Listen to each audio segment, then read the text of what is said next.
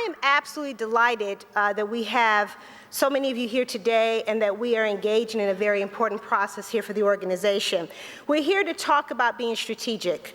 We want to develop a plan for the college's future, and as Kathy articulated, being one that's very focused on the future. So you will see our new strategic plan is being entitled Montgomery College 2020, looking at our preferred future and trying to figure out how we're going to get there. Now, a few of you, I always think it's interesting to look at words, and I wanted to actually look at the word strategic and see what the dictionary offers in terms of that. And it says, strategically means to carefully design or plan a service in a particular purpose or advantage, or relating to the gaining of overall or long-term military advantage. So I don't think that we're technically here waging a war. That's not our intent, but I would argue that the stakes are high. I would offer to you that we are in the process of really defining the future of this organization with a sense of urgency. I would also say that we're here to really tap into our consciousness and our brains about how we think this organization should move forward. It's a fight for an educated, skilled workforce, a trained series of folks who can support the economy that we want to enjoy in this area. We're here today to hear from experts in our field about education and workforce changes and trends so that we're better able to empower our students. If you all recall, that's one of our empowerment is a very important part of who we are. We're here today to discuss the ways in which we can gain an overall advantage, I might say, in the fight for a stronger local economy and a better educated populace. The changing economy needs us more now than ever. I'm amazed every time I listen to the radio, turn on some television show, someone is talking about the economy. News late last week told of a story that even now, even in this economy, companies are still looking to fill their rosters in many areas, but finding only a few who can do that. There's simply not enough employees trained to meet their needs. I'd like to show you a clip from this. This was actually on NBC News late one evening. And then there's the story of the company we found. In this current economic climate, with so many people out there looking for jobs, this company has a lot of jobs, but no one to fill them. And it's something called the skills gap that's being blamed for it. We get the story tonight from NBC's Lisa Myers. Even with 14 million Americans out of work, the industrial giant Siemens is having so much trouble finding qualified workers that for the first time, it's had to hire recruiters.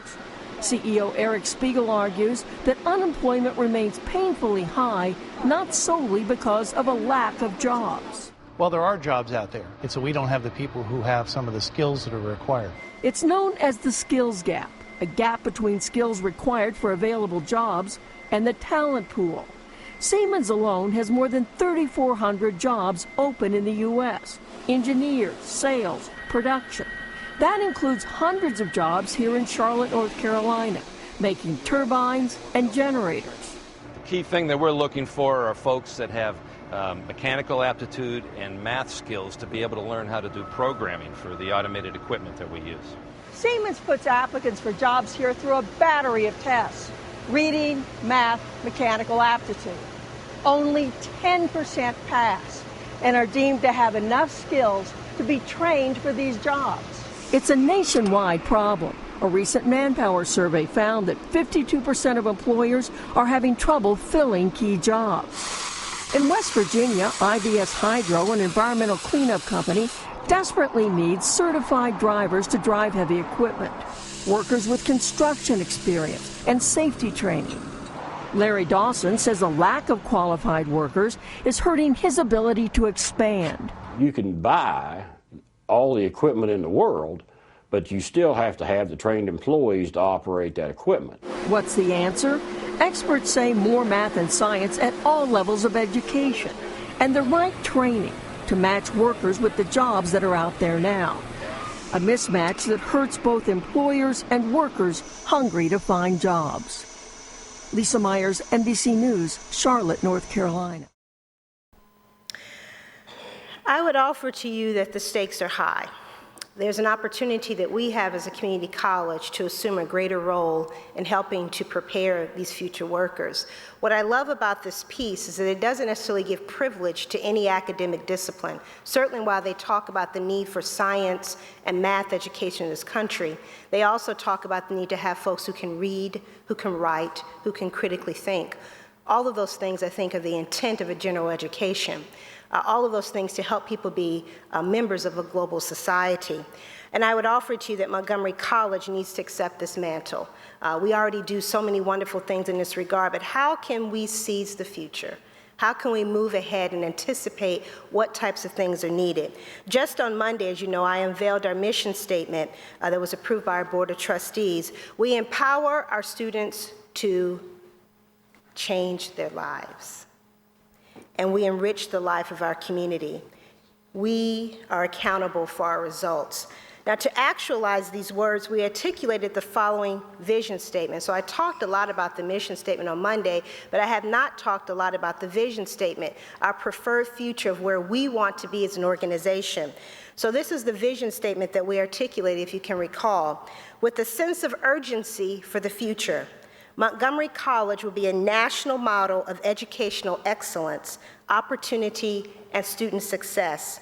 Our organization will be characterized by agility and relevance as it meets the dynamic challenges facing our students and community. These statements will inform our decision-making process as we embark upon an ambitious and realistic strategic plan. The crux of who we are as an organization depends on us having laser-sharp focus on the needs of our community and, in turn, remaining flexible to adapt to those needs within the community. So it's important for us to think about the entire student and the entire community as we go through our experiences here over this next year, as we go through our develop a strategic plan. Thinking about very realistically the workforce needs, thinking about the general education and transfer needs, thinking about the whole student. What are their needs as it relates to athletics, as it relates to student life, as it relates to global studies, as it relates to the arts, as it relates to becoming good citizens. These are things that I want all of us to be very thoughtful about as we embark in this experience today. Our Board of Trustees has shown its commitment to strategically planning now for what Montgomery College will look like in 2020, and I'm absolutely delighted that we have at least two members of our board here today, Dr. Les Levine and Ms. Marcia Smith. What's very important about this, and Mr. Kaufman is going to be joining here, the board has a profound sense about the future of this organization and where we want to be. So their investment here today and having a broad-based process speaks to why they want the college community to be actively engaged in this. The board have identified broad goals, as you saw in the white paper that was a part of your pre-reading here, informed by environmental scanning and data on the social, economic, and political impacts and implications. So our work here today and over the next several weeks will be moving toward a SWOT analysis of understanding what's the environment, what are the strengths, the weaknesses, the opportunities, and the threats that face us as an organization. In addition to taking stock of the college's strengths, weaknesses, and opportunities, our board is dedicated to ensuring that we explore innovation, entrepreneurialism, and untapped resources.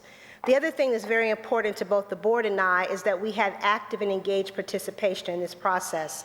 While there will be a few who are going to work very hard to actually put this into writing and to capture this, as I said to you on Monday, believe that each of us has both a responsibility, perhaps even an obligation, to be active architects in shaping the future of this organization, hence the intent of who we have here today.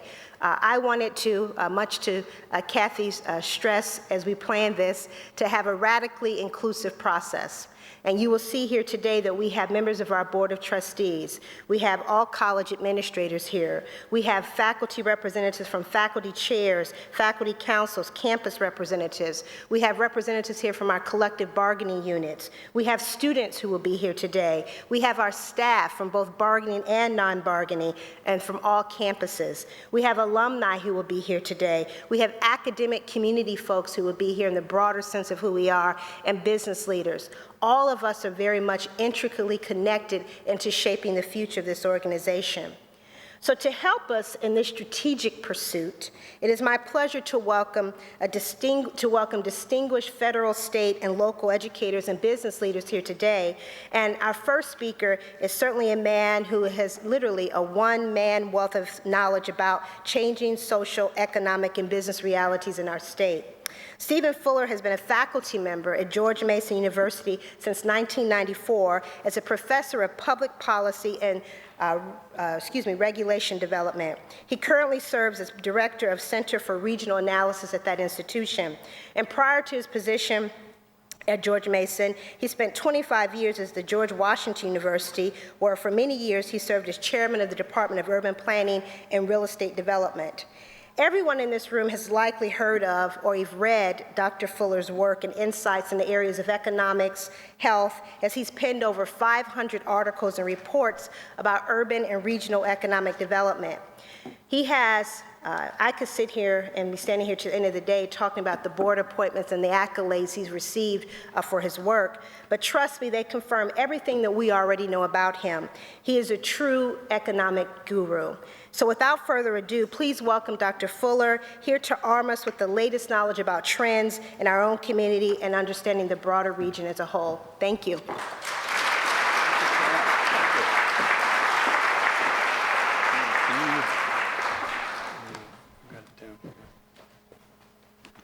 Well, good morning. It's a pleasure to be here. And my challenge is that we have so little time to talk about so much. But you have a full day, and so I'll try to get to the point. My assignment today is really to provide some context for you as you proceed with your strategic planning beyond today. And in doing that, I'm going to talk about a couple of different scales. Part of this is to get you to recognize what you already know, but to put it into some different context. I'm undoing a paper clip. There we go. So 2 time frames I'm going to cover. And you can sort of see that by the title of my program a little bit. I want to talk about what's happening right now because it affects us all. What's happening right now probably has much less to do with what you're here for today, but it's where we're starting. And so it's the past year and this year. And then I want to talk to the future. And what I will show you goes out a few years and as far as 2020, which happens to be more or less your time frame. That isn't very far away for what you're trying to do. It's not enough. I'd like to go further, but it will make the point. And then I want to give you a sense of different geographies. So we will focus on the U.S. a little bit. We're part of that economy, the metro area. And when I talk about the metro area, I'm including 11 counties and 6 independent cities. I think maybe it's 10 counties and 6 independent cities in Northern Virginia, the District of Columbia, and 5 counties in suburban Maryland. So it wraps around, it isn't just Montgomery County, even though Montgomery County is one of the major counties. I will focus on Montgomery County at the end more specifically. But as you know, many of the people who work in Montgomery County don't live here, and many of the people who live in Montgomery County don't work here. There is traffic that we notice cutting across the borders, and some of you may be part of that. I was part of that this morning. So we'll see the economy up close. And let me see here now. Just to give you a little context, and I won't tell you everything about everything on all of these graphics. These graphics will be available too if you want them. I will give you a website address at the end where this is now posted on the website for the Center for Regional Analysis. But if anybody wants it, we can certainly get this to you. What we see here is what you've been reading recently. This is a very slow and tenuous recovery. The blue line on this chart, as you see it, maps how the recovery has progressed. This is for the U.S., and this is measuring the values of goods and services that are being produced. It's not jobs yet. And you can see that it tracks along pretty closely. And in the bottom, just to point out the scale there, are quarters after the beginning. The beginning, it's hard to believe, was June of '09. We are almost through 9 quarters now of recovery. Doesn't feel like it. And you can see that the low trajectory of that line is maybe how it feels. It tracks pretty closely with 91, the recession in 91, which was a pretty deep recovery, or deep recession, and a much more mild recession in 2001. These are the so-called jobless recoveries. And those two above it, just as contrast, much earlier. Some of you remember these, probably not very well. You remember them for high inflation, or you remember them for the gas lines. You don't remember them for what they were. But they do depict a different era. And it's good to keep this in mind. You will say, well, I know this, but I'm reminding you that we didn't have computers back then. Or we did, but they were big boxes, and you didn't carry one around in your knapsack. We didn't have a global economy. It wasn't integrated the way it is today. We didn't worry about whether the banks were solvent in France or in Greece. We thought about those places for other reasons, but not about their banking system. We worry about those today, or if you don't, you might at least read about them.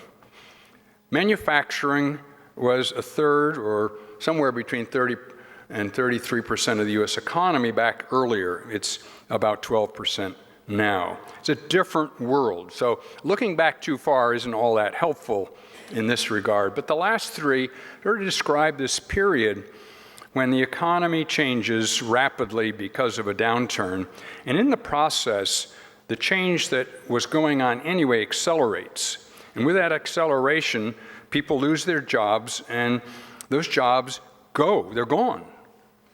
The changes that are going on all the time is a shift from one kind of work to another kind of work. We see it when we shifted from agriculture to manufacturing and manufacturing to services, but it's going on all the time, every day. We will not replace many of the workers, or many of the workers who are laid off will not come back into the workforce without being retooled themselves. And I think the film clip that we saw speaks to that. That little blue line if you look at the quarter number 4, you can see it's running faster than the others. This was the federal stimulus program. It did pump money into the economy. It doesn't matter what your politics are here. The federal government ramped up spending, and it helped the economy. It gave it a little edge.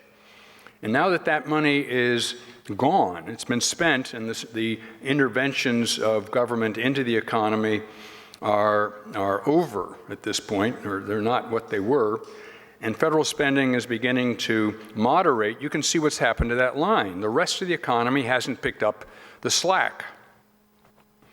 We learned something else recently, which is a little disturbing to people that track the economy, is that the numbers we've been working off of were all wrong. The federal government produces these numbers, and this chart that I'm showing you shows a change that was announced on the 29th of July. And it showed that the recession, now that they've actually measured it more carefully, was much deeper than had been expected. And that's that fourth quarter of '08. That's a considerable hole that we were in, and it was actually worse, and actually it was worse in '08 than had been previously expected. And the recovery is more moderate. That the forecast, the orange line, says what we knew as of the 28th of July up to 2011, and now we know it was different. Just think if the president and the Congress had had this information when they were debating whether they should have a stimulus package at all. They might have done something different. It might have been more significant and had a different effect. The forecasts are now that we're looking at very, very modest growth over the next year and a half. Let me just show you some of the things that people track. You don't need to understand all of this, but these are all data that come out every month. I like this particular set. These are purchasing agents' orders, and they cover 95% of the economy. So that manufacturing line, that Siemens was part of the story, there in orange, turned very sharply, began to get better. When it went above that 50 line, it actually started growing. We can see these turnarounds as they happen. And anything above 50 is an expansion. And it sort of led the recovery, but we can see it has now toned down considerably, and it's just barely growing. And the service sector, the non-manufacturing, is where most of the jobs in Montgomery County would be, sort of follows along with it, and it also has moderated. Since the beginning of the year, the economy has cooled. Part of that's because there's less federal and state money into the economy that helped it during the weakest moments.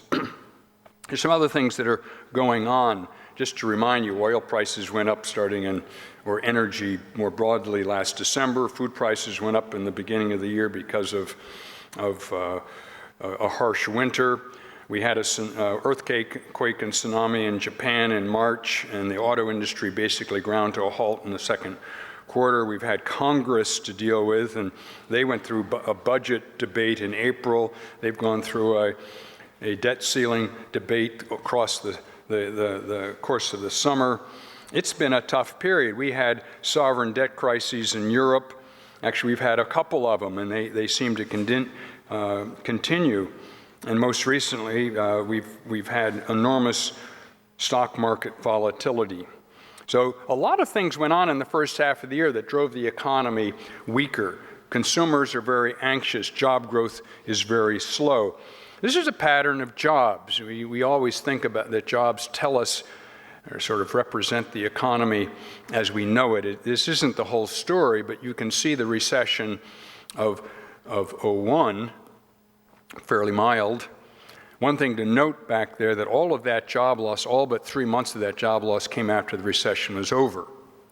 This time around, employers laid off workers pretty quickly. They responded almost simultaneously with the onset of the recession and started laying workers off. And at the worst of times, we were down 7 million more workers than we were at the beginning of the recession. It took the total employment level to about 16 million workers. And slowly the layoffs diminished until the point in March of 10, we started adding jobs. In the last 12 months, 3.5 million jobs. This sounds like a lot of jobs, but that's how many new entrants to the workforce we had, graduates from college and high school, people that went back into the workforce. And so unemployment hasn't changed very much. Come down a little bit, but that's more statistical than real. It's stuck. And there are still somewhere around 7 million more people unemployed today than there were before the recession started in the middle of 07. When unemployment was 4.6. Those numbers, if you can see them along the horizontal or on the right-hand margin, are August forecast of what the unemployment rate is expected to be for the year. In 11, about what it is today. No improvement this year. Next year, not going to change. Economy isn't going to generate enough new jobs to absorb the demographic change, the growth in the workforce. Modest changes as we move out. We're not going to hit 4.6 again in my lifetime. 6 would be good at this point. 5 seems almost out of reach. This is a big problem. These workers will not be put back to work. And these don't count the underemployed workers. These are unemployed workers who are seeking work. There are unemployed workers who have just quit. None of those are going to be put back to work very easily without retraining, upskilling. There are 3.1 million vacant jobs in the United States right now. Now, some of those are frictional. It takes a while to hire a person when you have a new opening. But consistently, over this year, we have had at least 3 million vacant jobs because people can't find the workers they need to do the work. That's what we saw in the Siemens clip. As I said, consumers are unhappy. They are pessimistic, and when consumers are pessimistic, they don't spend money. They've been saving money. They've been paying off their debt. This is probably good. But as we look forward, energy prices will creep up. The rest of the world uses oil too, and the rest of the world will recover. If the rest of the world doesn't recover, we won't. It's an integrated economy. It's a global economy. Taxes are going to creep up. Get ready for that. In some form, state, local, and federal. There may be fees, but the services the government provides cost money. We need those services, and we need to pay for them. Price pressures will increase a little bit as the economy gains speed. In a couple of years, interest rates will move higher. There's a lot of subtractions from your paycheck and your potential spending, and as a consequence, the missing component in the recovery to a large extent is us. And you can see this is an August forecast for consumer spending. This is not just you and me, this is businesses, this is government. Housing is included in that. We're way below what we were spending before. Part of that is that we're not spending money we don't have. I mean, you can see some of those bars in 04 and 05. That was the ATM in the garage. That's when we were spending the home equity that we didn't have, we learned. I bought a car with my home equity loan. Why not? It was cheap, tax deductible. Well, we're not doing that anymore. And we sort of learned our lesson. Government hasn't quite caught up with us in learning these lessons, but that's another story. It's a slow learner. But these numbers these don't suggest a quick fix to the economy. We do have a forecast for the economy. These are quarters that the green on that are looking forward. These change all the time. We do update these every month as I get new forecasts. They changed a lot when the numbers changed that the federal government released back in July 29th. This year isn't so good. We used to think about a 3% growth rate as one where we can bring unemployment down to acceptable levels. This year we're going to do about 1.6. Next year maybe 1.9. These aren't helpful. The year after that, 13, 2.2. Finally in 14, if everything falls into place, and that's a big if, 3.2. 15 is going to be a good year, then it's going to start slowing again. So we have time to plan and to get ready and position not only Montgomery County, but the Washington metropolitan area and the country for growth. And so the kind of conversation you're having today is really important. Let me show you, let's get back to jobs though, because that's what most of us think in terms of, we are losing jobs. These are the top 15 metropolitan areas. These data came out last Friday. Every month they're updated. We led the pack. We were the first metropolitan area to start growing in April of 10. And now we are one of the laggards. Detroit is growing, and we're shrinking. Now, isn't that an interesting turnaround?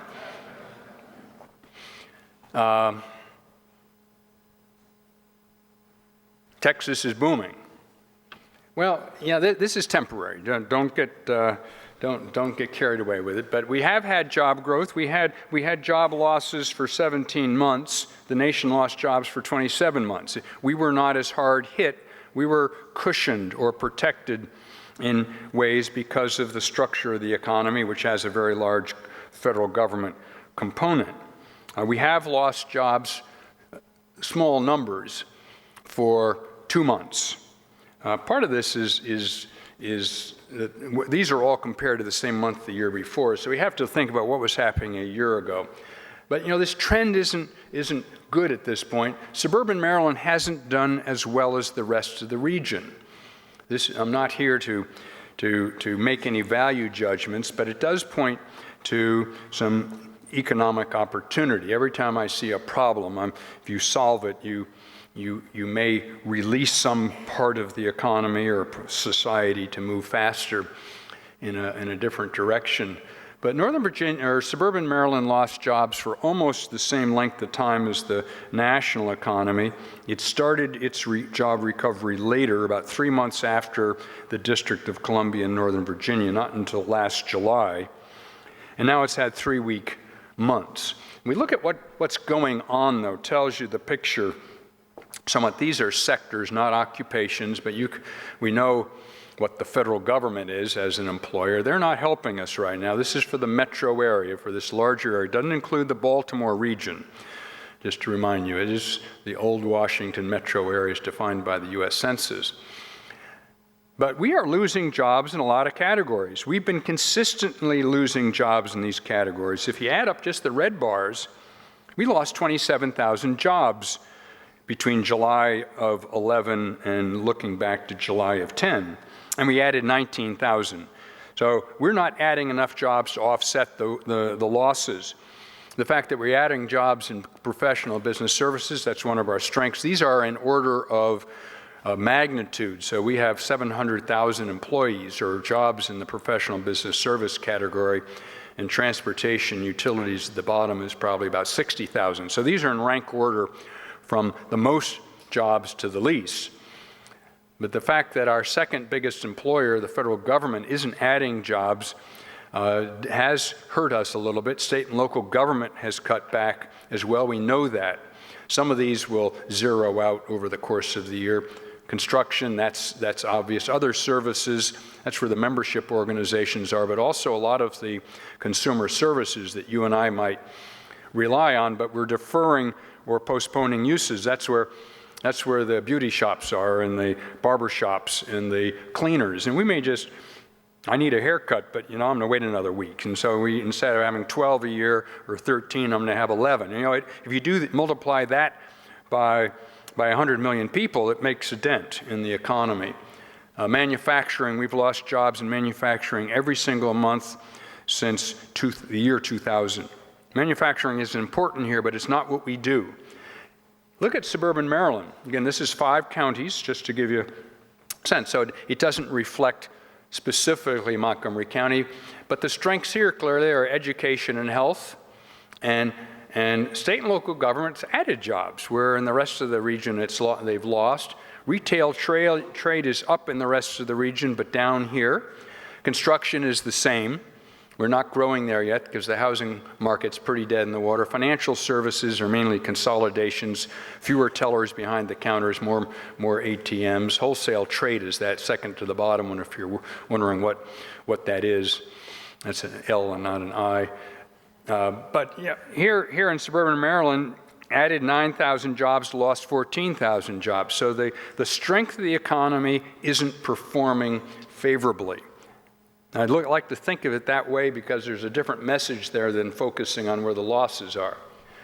Still, unemployment is lower here than other places, but unemployment in suburban Maryland is higher than in Northern Virginia. These are different economies. Just recognize that they're different economies. They will not ever be the same. They weren't probably ever. And to recognize the strengths in suburban Maryland and to build on strength is a good strategy. When we compare ourselves to the rest of the major metro areas, the ones that I showed you before that were growing where we were shrinking, we're still pretty good. This is a nice performance. For those of you who are numerically inclined and look at that US number that says 9.3 and say, well, you just said a few minutes ago it was 9.1, these are not seasonally adjusted, as the note at the bottom of the page says. When the local data come out, they never adjust them for seasonality. And so there are seasonal effects, and one would expect unemployment in February to be different than in June, just because of the month, not because of the economy. And so the US number there is what the real unemployment rate is when you don't do any statistical adjustment to it. It isn't really 9.1, it's really 9.3. And so for comparative purposes. Just a little bit of a forecast, trying to keep on time here. We do expect to recover. I think I adjusted the 2011 forecast back a month ago. It needs to be changed a little bit more. It won't be quite this good. But you can see there are differences going forward as we move to 13, 14. 13 and 14 are probably about what we can expect. That's more or less a normal growth pattern. It's going to take longer to get there, so the recovery will be stretched out probably about 18 months or at least a year longer than we had thought. And as we look at it in a line form, these aren't jobs so much as the value of the work we do. We can see that there's nothing very exciting going forward. There are no bubbles that we can anticipate. These lines might be a little aggressive, but we are still performing a little bit better than the U.S. This is if everything just continues on the way it appears to be, and we know over the course of the next 5 to 10 years it won't. Some of that we can change, and some of it is going to be done to us by Greece and Italy and Ireland and China and India and some other places. And we have no control over. But as you begin to shape your little part of the world, I wanted to leave you some ideas that might have you thinking about workforce development and where the energies might be placed of your institution and what the roles of maybe some other institutions might be too. So as we begin to look forward, this is going to all be mainly at the metropolitan level, although these kind of data do or could exist for counties.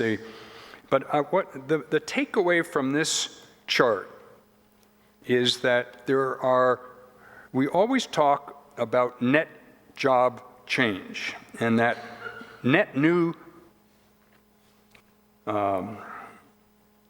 row that goes across the first row, those are in thousands. So we're looking at about 500,000 jobs in the metropolitan area over this 10-year period. These include full-time workers, part-time workers, self-employed workers, contract workers. So they include all kinds of jobs. They're not all 40-hour-a-week jobs. And that's a pretty aggressive number. We haven't gotten very far along the way in this decade towards that number. And this is a job potential. It says the economy could produce that many jobs. I could tell you what kind of jobs those are likely to be and what kind of occupations and skills and educational levels they might require. But beyond that, the hidden part of labor force or workforce demand is something that we haven't paid much attention to until recently. It wasn't something we knew about, of course, but it wasn't even something that I paid much attention to until recently. And it's a bigger source of workforce demand than net new. And it reflects the churn that goes on within the economy without adding new jobs in numerical numbers, but just job changes. At one point, we had 500,000 secretaries in our economy. Where did they all go? There's something different today. Some of them are replaced by machines and voicemail and that kind of thing. Some have their jobs redefined. We know that healthcare workers' jobs are being defined. LPNs don't do the same kind of work they used to do. They still may call them the same thing. But that 901,400 there under replacement, that includes the person that's going to take my job when I retire, or yours. It includes the workers that work in construction who you don't see too many old construction workers on site or too many old workers waiting tables. There's some jobs that turn over quickly. Military jobs turn over very quickly. People enlist and 3 years later they may be out. That's a really big number. So if we only focus on net new, we're talking about a 13% increase in employment, 1.3% per year. That's not an enormous number for the Washington area. If we look at replacement positions, we've had another 24% change. So altogether, we have a 37% change. This is a body count. There's no double counting. So if a waiter goes to school and becomes a lawyer, that's still one person. They've just changed jobs. But these are actually vacancies that have to be filled. So 36% of all of the jobs that may be added, or all of the people we need to fill new jobs in the Washington area over this decade, 36% of them are going to fill brand new jobs that don't exist today. And 46% are in a backfill old jobs, jobs that do exist. They may have some change in skill requirement, but they're out there already. So we have to look at a much bigger number. I would suggest to you that that replacement number is going to come from K through 12, some of it.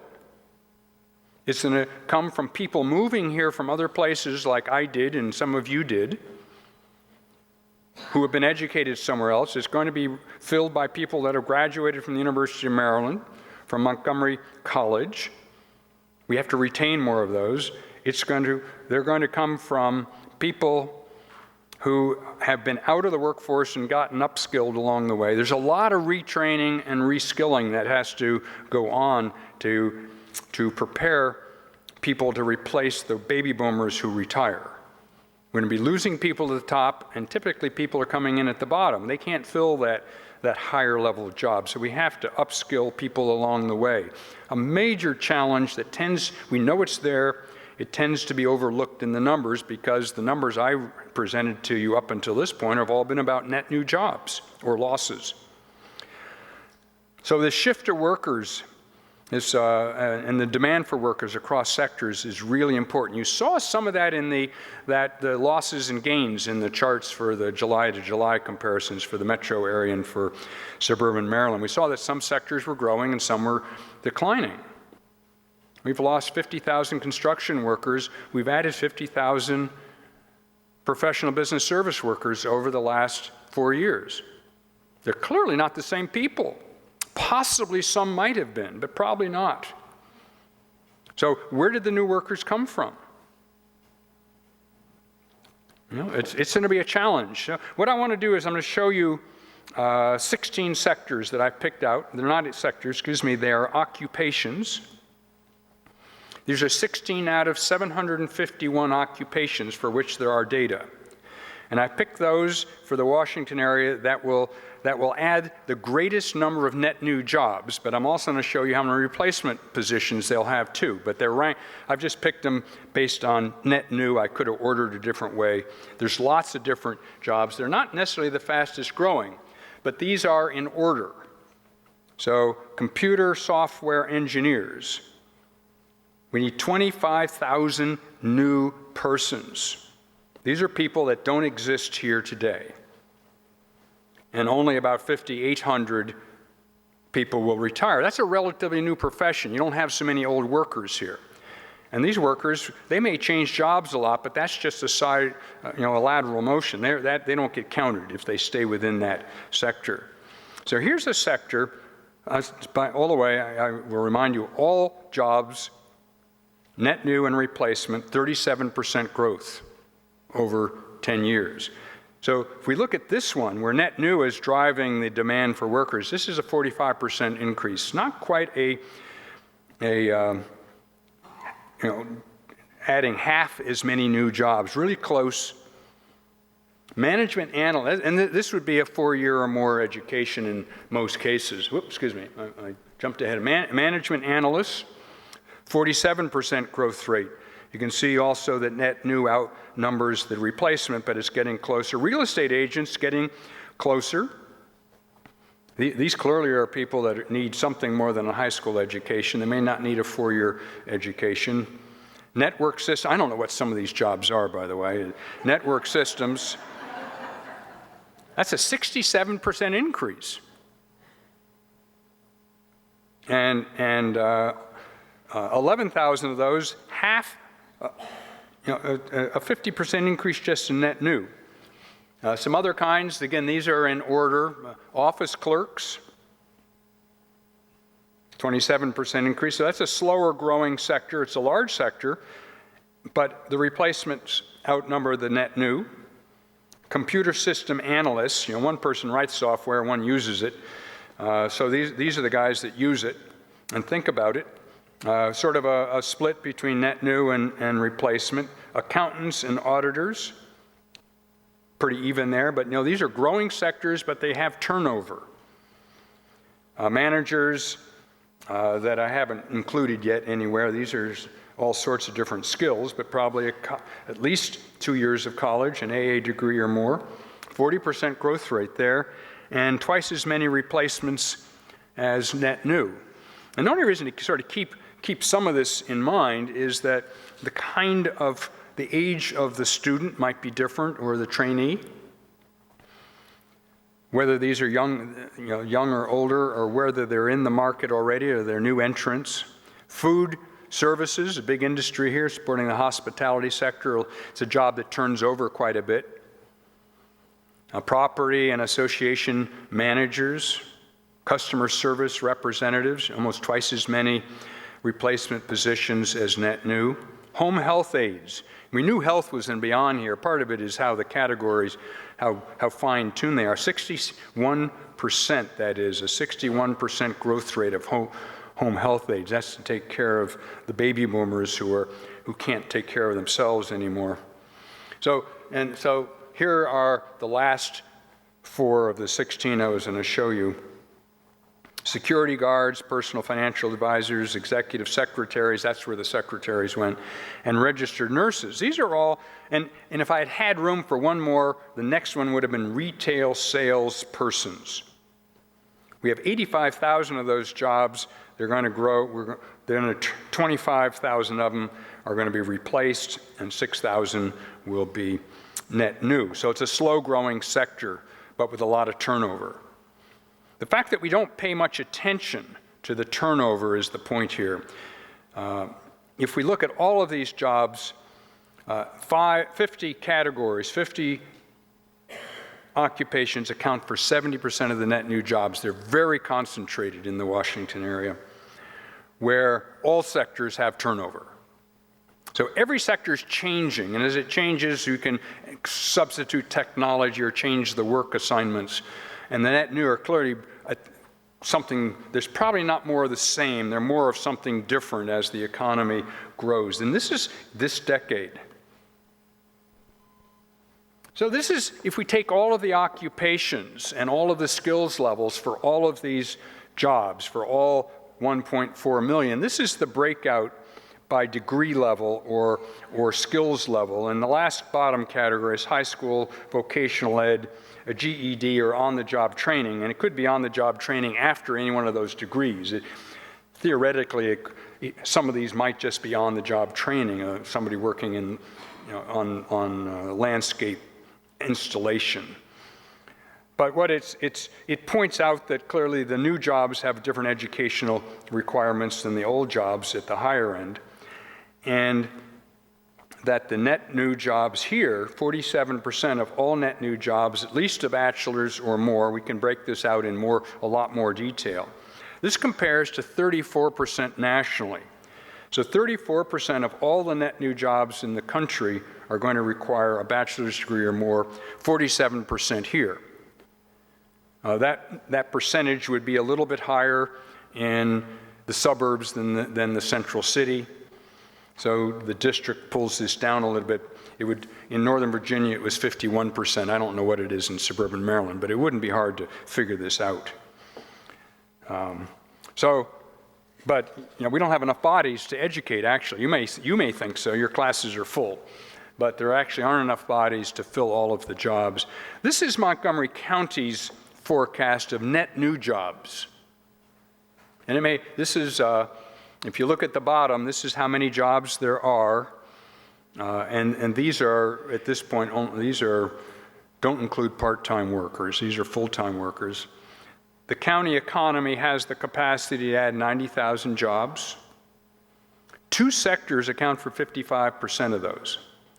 So there's a lot of occupations within professional business services and health and education services. I've rolled them together. But this shows how specialized Montgomery County is. Yes, it has retail and it has wholesale and a little bit of manufacturing. It certainly has a little bit of transportation and financial services and information services. But this is the bread and butter of the county, more so on health and education, and quite distinguished in the emphasis here from other counties in the metropolitan area.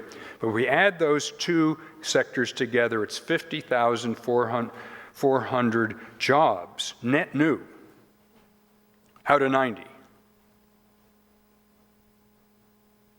And we can see that federal government, we read about FDA and GSA in the paper this morning reaffirming their staying in Montgomery County. Prince George's County was unhappy about that because getting more federal jobs would be good, but there aren't going to be any more federal jobs. That is not what we do anymore. Well, it is, but we're going to keep the ones we have in Montgomery County, but it's not where the growth is going to come. They'll be different, I suspect. More at NIH, fewer at agriculture or something. But that isn't the future. You can see where the future is. Now, if we add the replacement jobs to the net new, all of a sudden we need 192,000 more workers. These are bodies.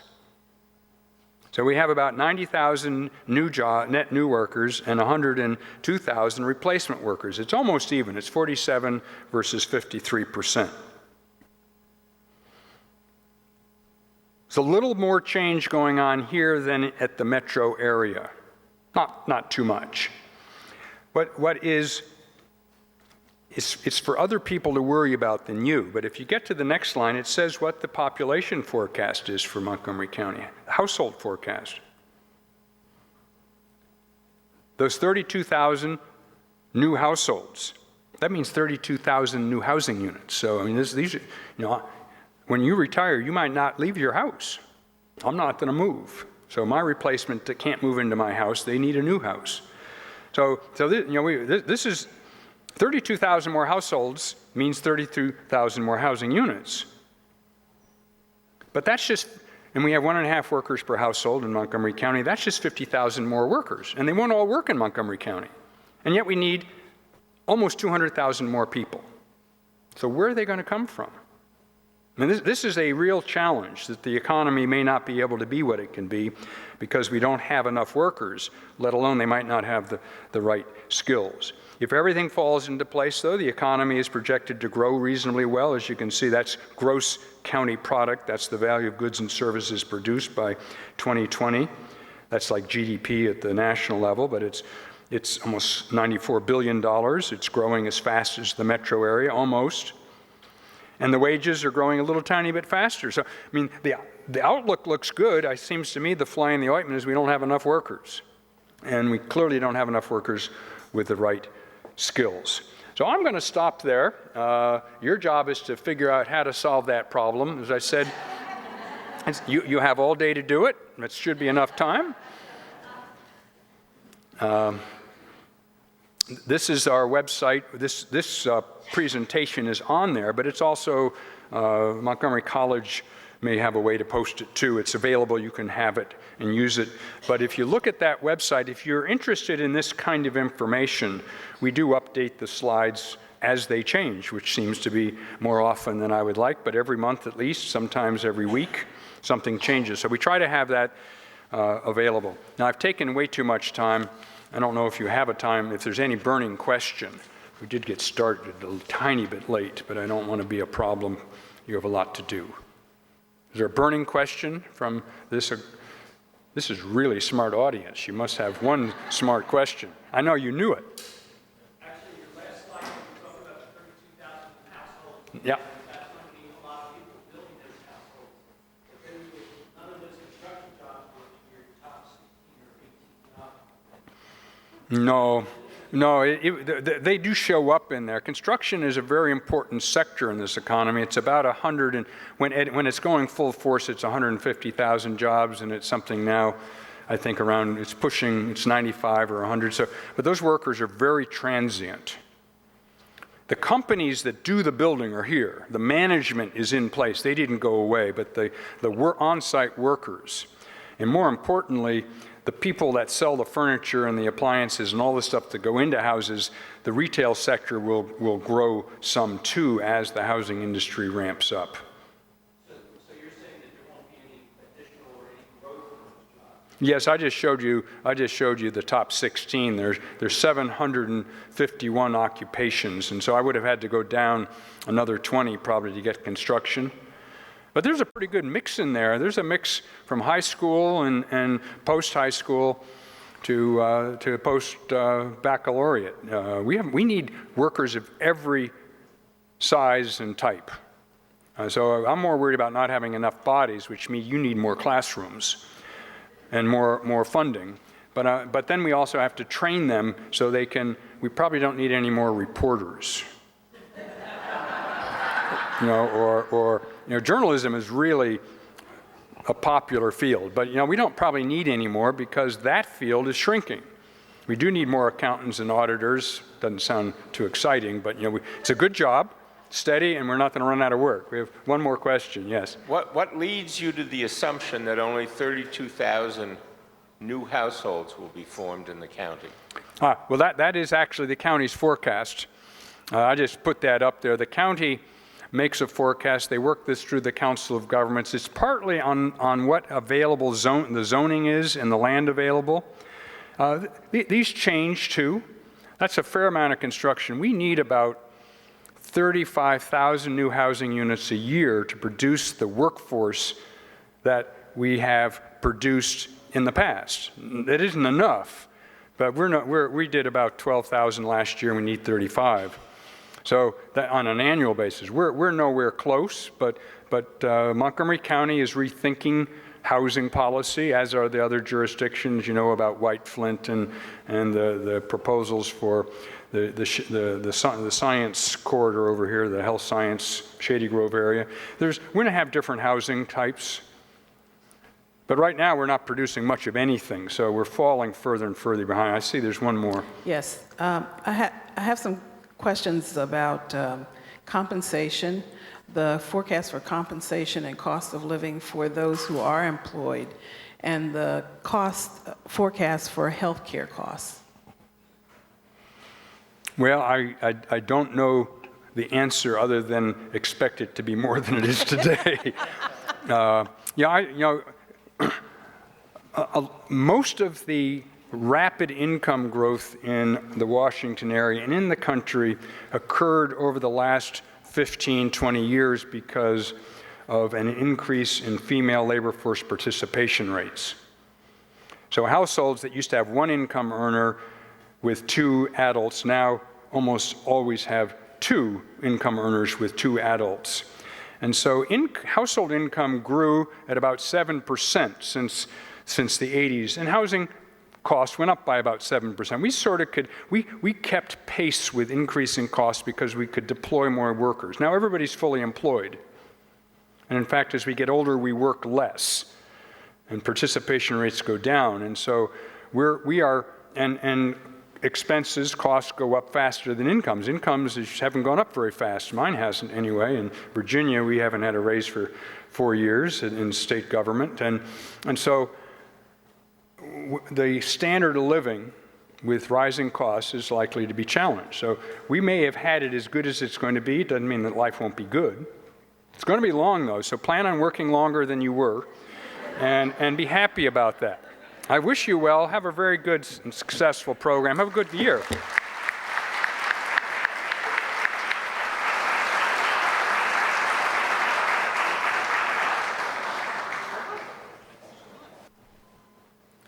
Okay, good morning. While we're waiting for our educational panelists to convene, we have a few more data elements that we wanted to share with you, just kind of building on what Dr. Fuller was talking about this morning. As you can see, one of the aspects about Montgomery County, and this is all county level data that you're going to be seeing here, one of the things that makes Montgomery County so unique is that we are a very highly educated population here. As you can see, according to the most recent survey from the U.S. Census, the percentage of the population, number of population 25 and over who have some sort of graduate degree or higher is the top line. We are one of the most highly educated counties, probably in the top 3, top 4, particularly in the region. So as you can see, this is the population that we have. Now, what we see here in terms of what Dr. Fuller was talking about, the job growth and educational level, you see here we actually have a higher number of population 25 and over with an associate's degree than we do new job openings that require just an associate's degree. Now, if you adjust these numbers to include lower level requirements such as on-the-job training, high school diploma, GED, the gap kind of shifts just a little bit.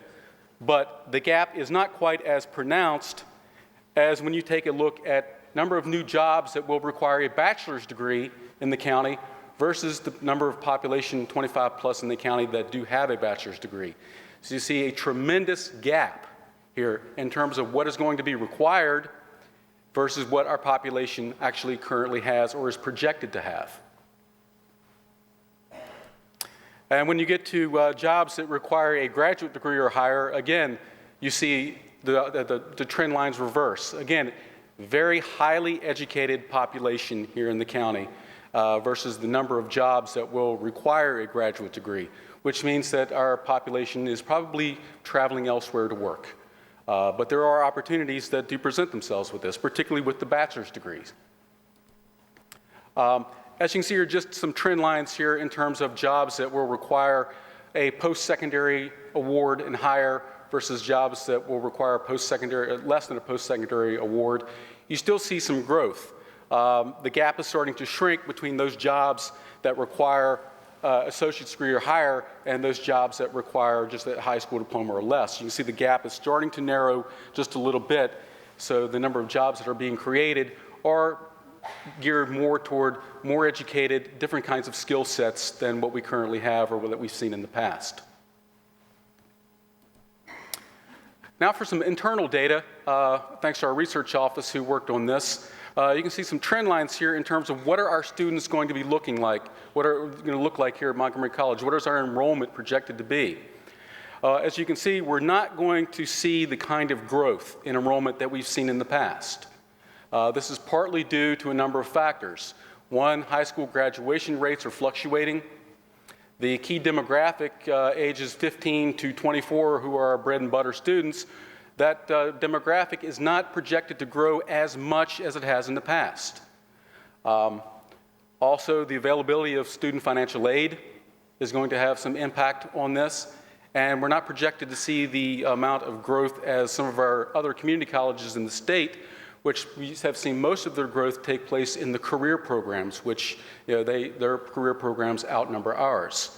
So again, some more food for thought as we move forward in terms of what enrollment's going to look like. We are going to grow, but it's going to be a modest growth. And again, this is just the best guess projection based on a set of assumptions that we've been working with. Some other things, some other historical data. What are our students studying when they come here? Well, taking a look at associate degree recipients, you can see that most of our students are liberal arts sciences.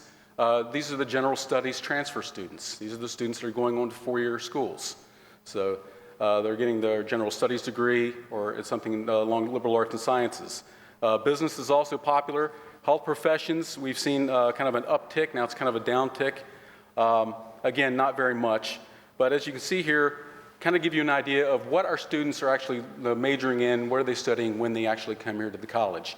And again, this will be available online as well. Finally, can't leave without saying a word about developmental students and what our students actually look like. As you can see here, trend lines in terms of number of students, percentage of students entering Montgomery College with developmental needs. Went up to about 62% a couple years ago. Now we're back down to just under 50%. But if these trends give you any indication, what we can expect is anywhere between 45 to 55% of our incoming students will have developmental needs. And how do they do when they get here? Well, the most recent cohort study, only 33% developmental completers had actually completed all of their developmental coursework within 4 years. We're seeing a slightly downward blip for some reason, but we have a benchmark, institutional benchmark for the state that we're going to anticipate trying to get back up to 55% of these developmental students complete their developmental coursework within 4 years. So just a kind of a little building on some of the data that Dr. Fuller presented, looking at what the county is doing and what we have here at the college. I think our educational panelists are actually here now, but any quick questions before we move forward? None? Good. Okay, enjoy the panel discussion.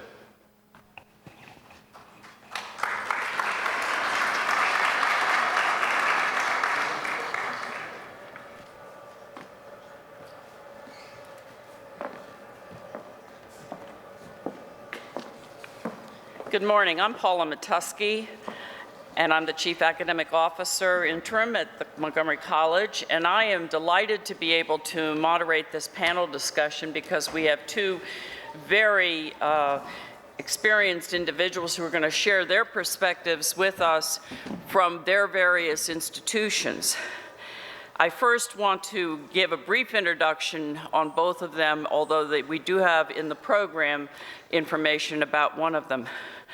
Dr. Elizabeth Grant, who says she prefers to be called Liz, comes to us from the U.S. Department of Education, and we're very fortunate. Most of you remember we had Arnie Duncan here in the spring at our Tacoma Park Silver Spring campus.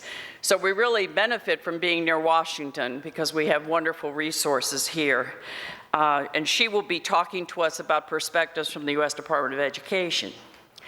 Our other guest speaker, who I feel very fond about because I'm a graduate of the University of Maryland, is Dr. William Britt Kerwin, who at one time was president of College Park. He was a long-term professor there, and then he went briefly to Ohio, but we got him back. And he has been the face of higher education in the state of Maryland. So he will also be sharing perspectives on the issue of the future, both for higher education and the connection with employment from the perspective of the four-year institutions in the state. So I'd like to begin by asking the two of them if they would discuss what challenges, trends, or changes they're seeing that are facing their organizations and institutions, and how their institutions or organizations anticipate responding to them.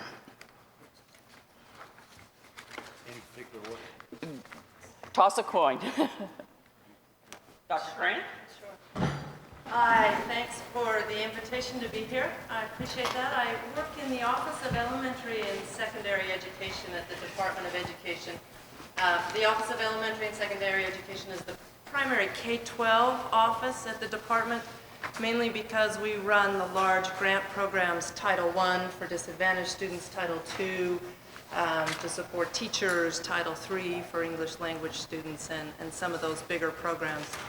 I work as a policy analyst for the Assistant Secretary there, and am glad to be here. I think that I pulled out three things that I thought were trends happening. I'm not sure I'm looking around the bend particularly. I think these are already in place and you're familiar with them, but wanted to highlight them as things to consider. Under the Obama administration, the president has set a goal that we will have the greatest number of people in our population with college degrees by 2020. It's a goal that's going to be tough to meet. We have to raise the number of people with degrees from about 40% in our population nationwide to 60%. We were at the top in this category years ago, but we're number 9 now among nations around the world. The other goal we have is to close achievement gaps so that all students graduate from high school, college, and career ready. We have a big challenge there too. You know that our national graduation rate is at about 75% or even lower. What that means is that of 100 students who start 9th grade, only 75 of them complete high school 4 years later. We're losing in that pipeline about 25 out of every 100 children that aren't completing on time in our high schools. There are schools in our country that have been labeled dropout factories. There are about 1,700 of them where the odds of graduating, if you're a student in that school, is 50-50. Those schools tend to be those with obviously high proportions of low-income students and minority students. But I think the trend that this speaks to is the one that the administration is trying to push, and that is around college and career readiness, really pushing, raising the bar, raising the standards. 46 states and the District of Columbia have adopted what is called the Common Core standards you're probably familiar with. These were pushed by the chief state school officers and the National Governors Association to get everybody to raise their standards. No Child Left Behind was a really important law in trying to measure student attainment against standards.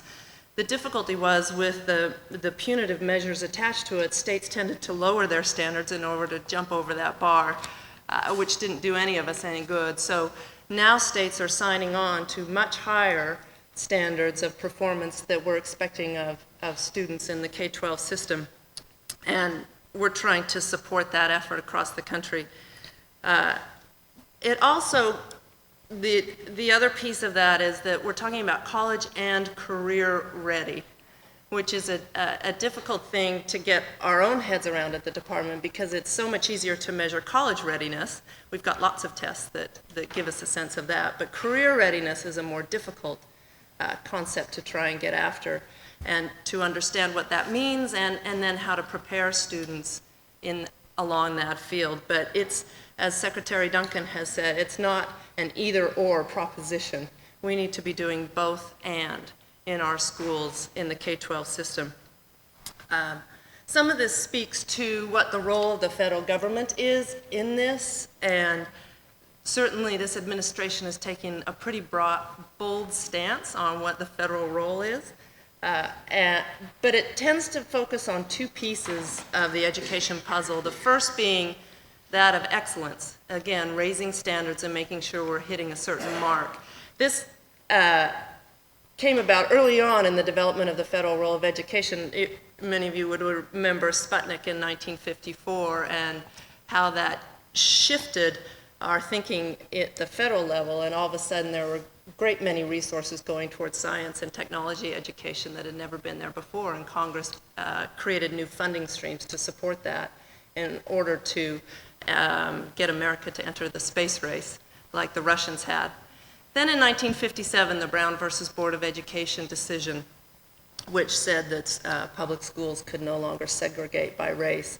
And that's the equity feature of the federal role, that we push the ideas of access and accountability for all students. And this notion of all students is a fundamental shift in the education system. I taught for a number of years and then was a principal in schools before entering the Department of Education. And my sense was that once the kids had left our school, if they had dropped out, if they weren't doing well, they were somebody else's issue. They were somebody else's to deal with. It was a pretty naive and damaging view, I think, to be so narrow on that. We need to educate all students, and the K-12 system is responsible for those kids, as I think the post-secondary system is.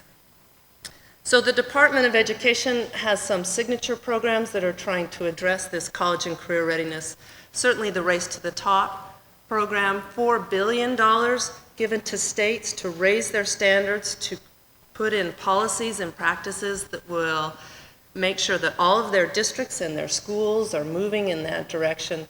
It's a program that's going to be fascinating to see what happens, because it's asking states and state offices of education to move from a mindset that was around compliance and being a business administration unit in education to becoming a reform unit and a driving change and then supporting those reforms in their states. It's a huge shift for institutions to make. It's one that the Department of Education itself is trying to make, as Secretary Duncan has said, trying to move from compliance to support in our primary thinking. Another big program is the School Improvement Grant Program. Again, it's $4 billion that have gone out to that. This is trying to turn around the lowest 5% of all schools in the country. There are about 1,000 schools that received substantial sums of money, probably more than they may ever see again, to try and turn around those schools where, again, like in those dropout factories, where the odds of graduating or the odds of doing well are so slim. And then the department has tried to push innovation. And through the I3 program, Investing in Innovation Fund, have spent about 2/3 of $1 billion, trying to pull out the very best ideas that can reach these college and career ready standards and see if we can scale them up and get more research behind them. Two other trends that I wanted to mention that I think are affecting our work for the next while, certainly the changing demographics in our country. The number of English language learning children in our schools has grown by almost 60% over the last 10 years. More than 5 million children in our public education system speak a language other than English. It's a little over 10% of the population. From what I understand, I think our kindergarten grades now are at about a quarter of the students in kindergarten are English language learning students. There's been a dramatic rise, obviously, in those numbers of students. There's also been a huge shift in districts and schools moving from majority white populations to majority minority populations. And it's happening in places not just along our borders in Southern California and Texas, but it's happening here in Maryland, it's happening in Pennsylvania, it's happening in North Dakota, you know, all across the country, states and cities who have not had this diversity in their systems now do. So the knowledge that was gained from those front-runner states addressing these things needs to diffuse across the country so that everybody gets better at educating a more diverse population. And the third trend, which I find fascinating and exciting, is technology and education. We have a new national technology education plan that came out of the Department of Ed in the last few months. It's an attempt to try and join this curve and get ahead of it a little bit and try and think about what this means. There are a couple of places where this is important. One, certainly in productivity. As Secretary Duncan has said, and everybody knows we're in that era of now we need to do more with less, which I haven't quite figured out how to do in my own life, but I'm hoping that institutions can figure it out. But part of those productivity gains are going to come from technology and how we use it in schooling. We're facing some of the toughest financial challenges in history in education. And for the first time in a very long time, education funding will be flat or will decline. I mean, the budget outlook for the next cycle of budget battles in Washington does not look good. We're expecting at least a 5% cut across the board in our programs at the Department of Ed. So the technology piece that tries to increase productivity and efficiency is going to be hugely important.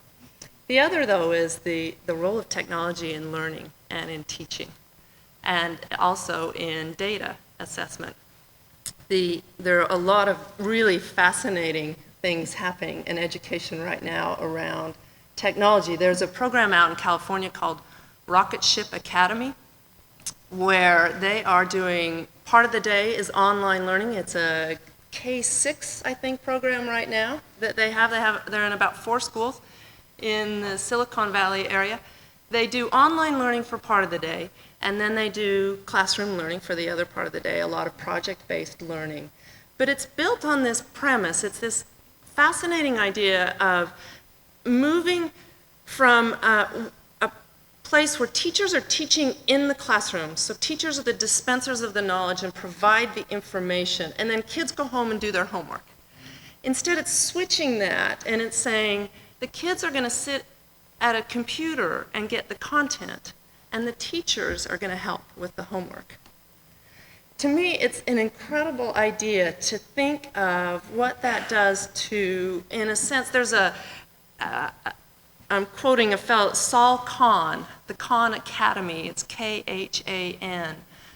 He just received a great deal of funding from the Bill and Melinda Gates Foundation. He's been doing some videos online that are snippets of curriculum and online learning that people can just go on and learn how to do fractions or learn how to multiply. It's become so popular, it went viral on YouTube, and he's created a whole curriculum around it. Well, as he says, this switch from having the teacher just standing in front of the classroom, dispensing knowledge to 30 kids, to a teacher interacting one-on-one with kids around their homework humanizes education. It's a different student-to-teacher ratio than we've been thinking of before. If you can do that dispensing of content in a different way, and then get into the one-on-one interaction around teaching, you've just created a personalized education system that's very different than what we've got right now, and I think has a lot of hope for what we're trying to do in raising standards for all kids and being able to reach all kids and move them along. There's other trends in, there's virtual schools.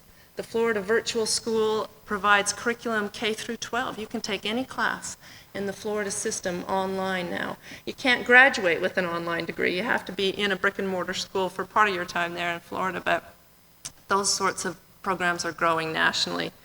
And they also are building up, I think technology is playing a huge role in our understanding of what we're up to, particularly with the data and what we're able to capture. No Child Left Behind was hugely important in that it started to record how subgroups of students are performing. The disaggregation of our data by subgroups has been a fundamental shift in our understanding of what we've been producing and what we're providing in education. And that trend will continue in terms of getting more and more granular in our understanding of the data in order to get into a continuous cycle of improvement. I was just speaking, I had the opportunity to talk to Dr. Bob Balfans of Johns Hopkins University, who's the fellow who actually coined the term dropout factory. He did the first studies that understood how many of our schools were just not graduating their students. He was talking about they've created early warning indicator systems. We're able to predict with pretty good accuracy which kids are going to drop out. We can see trends as early as 6th grade when students start to disengage from the system. And we know by about 9th grade we can predict, I think it's like almost 80% accuracy, which kids won't complete school in time. Well, with that kind of data, we can create interventions around particular pieces. I mean, he was talking about something as simple as attendance data. Students who miss a month of school are not going to probably graduate on time. That you just cannot learn if you're not in the classroom. They're going to start failing their courses. And we can, if they start missing school in 6th grade, we know they're disengaging. It'll happen even more through middle school. They get into high school and they can leave and nobody's accounting for them unless we have an intervention up front. New York City has 200,000 kids who are missing more than a month of school a year. 200,000 kids that you could intervene with. I mean, these are all functions of the complex lives of children in poverty, but it doesn't mean that we can't intervene and create things that bring them back into the school. So the use of data to try and understand the details of those challenges, those are some of the trends that I see affecting our work going forward in the department and where we're trying to head and what we're trying to address as we face those challenges. Thank you, Dr. Grant. We will be having some time toward the end of this presentation for some questions, so be thinking about what you'd like to ask. And I think it's fair to say that as a community college, we are delighted with the increased focus on community colleges at the federal level. So thank you for that.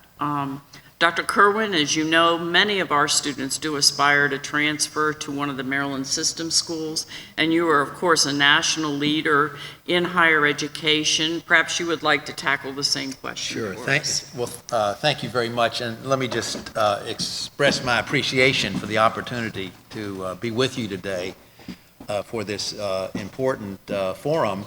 And to say how pleased I am to share this panel with Liz. And Liz, I think you know we are a race to the top state. Yes. We won one of these impressive awards, and we are very hopeful of the impact that it can have on our K-12 education system and the preparation of students who want to go on for a college degree. I definitely agree with you that the Common Core presents an incredible opportunity to correct what I think is one of our greatest problems in more successful college completion rates, and that is the mismatch between what students are certified as doing to graduate from high school and what we expect when they get to us. And so there is a huge opportunity here, and I hope that our nation is able to seize upon it.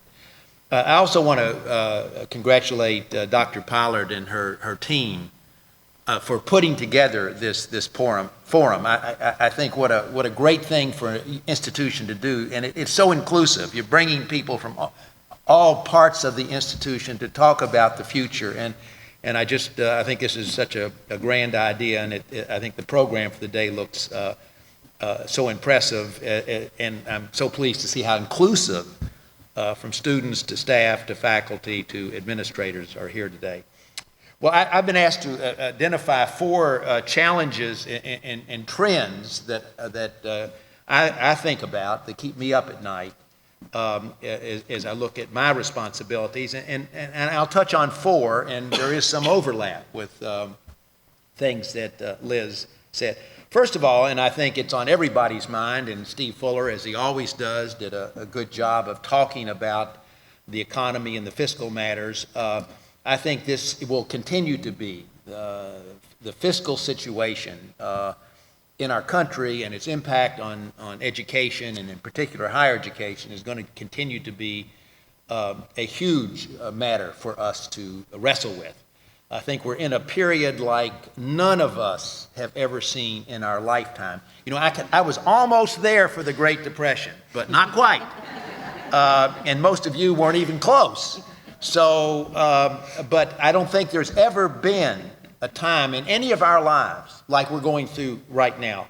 And you know, I'm not an economist, I'm a mathematician, I know numbers, I read a lot about economics. I think the consensus is this is going to be a snail-paced recovery. We're going to be in this situation, hopefully it's not going to get worse, for quite a number of years, probably through most of this decade. So those who are waiting for the good times to roll again are going to be the 21st century equivalent of those who were waiting for Godot. It just isn't going to happen. And we're also in an era that as the economy rebounds, our country is so divided. The idea that we're going to see any significant new increase in public revenues through taxes, I mean, Washington is paralyzed. So, you know, I think that our fiscal situation is going to be a very difficult one for us. And moreover, to the extent there is new money, it's largely going to go into healthcare costs. I mean, I think that's absolutely clear that healthcare is going to be a huge, and it's needed for sure. It's going to be but it's going to be a huge sink for whatever revenue is available. Now, I guess my message from all of this is we in higher education cannot let this fiscal situation be an excuse for sort of hunkering down and not meeting the challenge our nation faces. Too much is at stake for our country. I think the greatest challenge we face is not, quite frankly, a fiscal situation. It's the fiscal deficit. It's the education deficit we are building in our nation. And, you know, this is a moment of truth for our country, and I think for those of us in higher education, we have got to step up and find new, lower-cost means of delivering high-quality education. That has got to be our mantra. Because, you know, when you think about it, how can we expect to be the leader in the world in things that matter if we aren't a leader in educating our people? Not in this era, not in this day and age. And we're no longer the leader. I think President Obama's goal is the right goal for our country. And that's what we've got to drive towards, independent of what the fiscal situation is. So trend 1 is very challenging times fiscally, but we can't let it become an excuse for not moving forward to meet our missions and our obligations. The second trend is, and I think Liz touched on this well, is the increased use of technology. to produce education advances and to bring down costs. Now, what's really interesting about the use of technology is if you look at other parts of our society, it has been used in dramatic ways to improve productivity and, quite frankly, improve quality. We are the exception. For the most part, until this point, technology has been an added cost. We haven't really used it wisely to improve our product, what students learn, and our cost structure. So I think we're going to see, in large part, well, I think for two reasons. First of all, the advances with technology, and secondly, the fiscal situation is going to force us to finally embrace technology as a means of improving what we do and lowering our costs. Now, we have gone into this in a big-time way in the university system of Maryland. We are in the business of what we call course redesign, re-engineering our lower division courses to make them so that students learn more, and they do so. And what we found is that these strategies, we brought on, have people heard of Carol Twigg?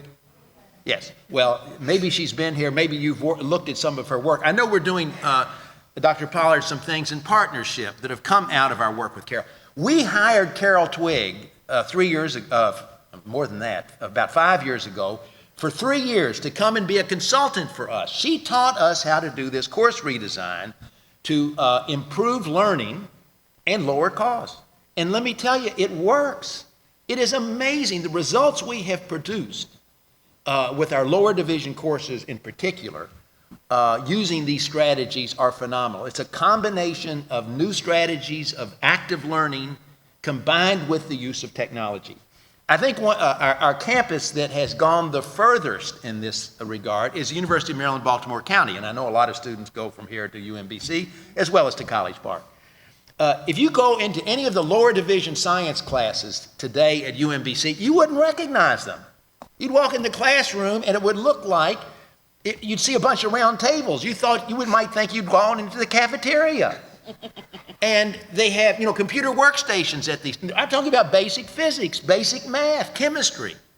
And they have workstations, and all these students are around the table, and they're talking to each other, and they're arguing, and they're doing their work on these workstations.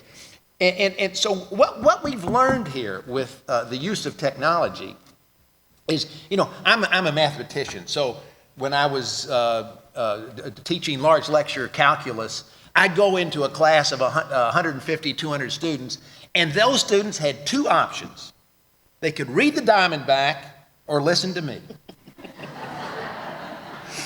Now, if I go in to substitute somebody to teach, they got about 7 options. They can listen to their iPhone, they can do games on their iPad, they can text their friends who aren't in class. I mean, the number of options they have is just unbelievable. The old style of teaching doesn't work with this new generation of students. And so this business of course redesign using technology is, I think, we're just seeing the tip of the iceberg. This is going to be a huge factor going forward. And I am so proud that the system is working in partnership with the community colleges, in particular with Montgomery College, on some of this course redesign. The third trend that I see is a new imperative arising for us. If you sort of think back, starting in the late 1960s and 1970s, our mantra in higher education was access. We were all about access. And somehow we got so caught up in access that we forgot about completion. And so we have been very focused in higher education. Greater access, and believe me, greater access is very important. There are wonderful stories about how greater access has impacted the opportunity for all sorts of people who never would have had that opportunity before. But something has happened. The whole issue of global competitiveness and the awakening in America to how far we are falling behind the rest of the industrialized world in college completion. And so now there is this intense focus at the federal level, and it's coming at the state level on college completion. So I think all of us in higher education are going to be held much more accountable, and I think we should be, for not just access, but for the twin responsibility of seeing that students actually end up with a degree. So I think that is going to be another sort of overlay on what we're doing. And then I think the final trend, which I think will lead nicely into our next topic, is the partnership between the 2- and 4-year sectors.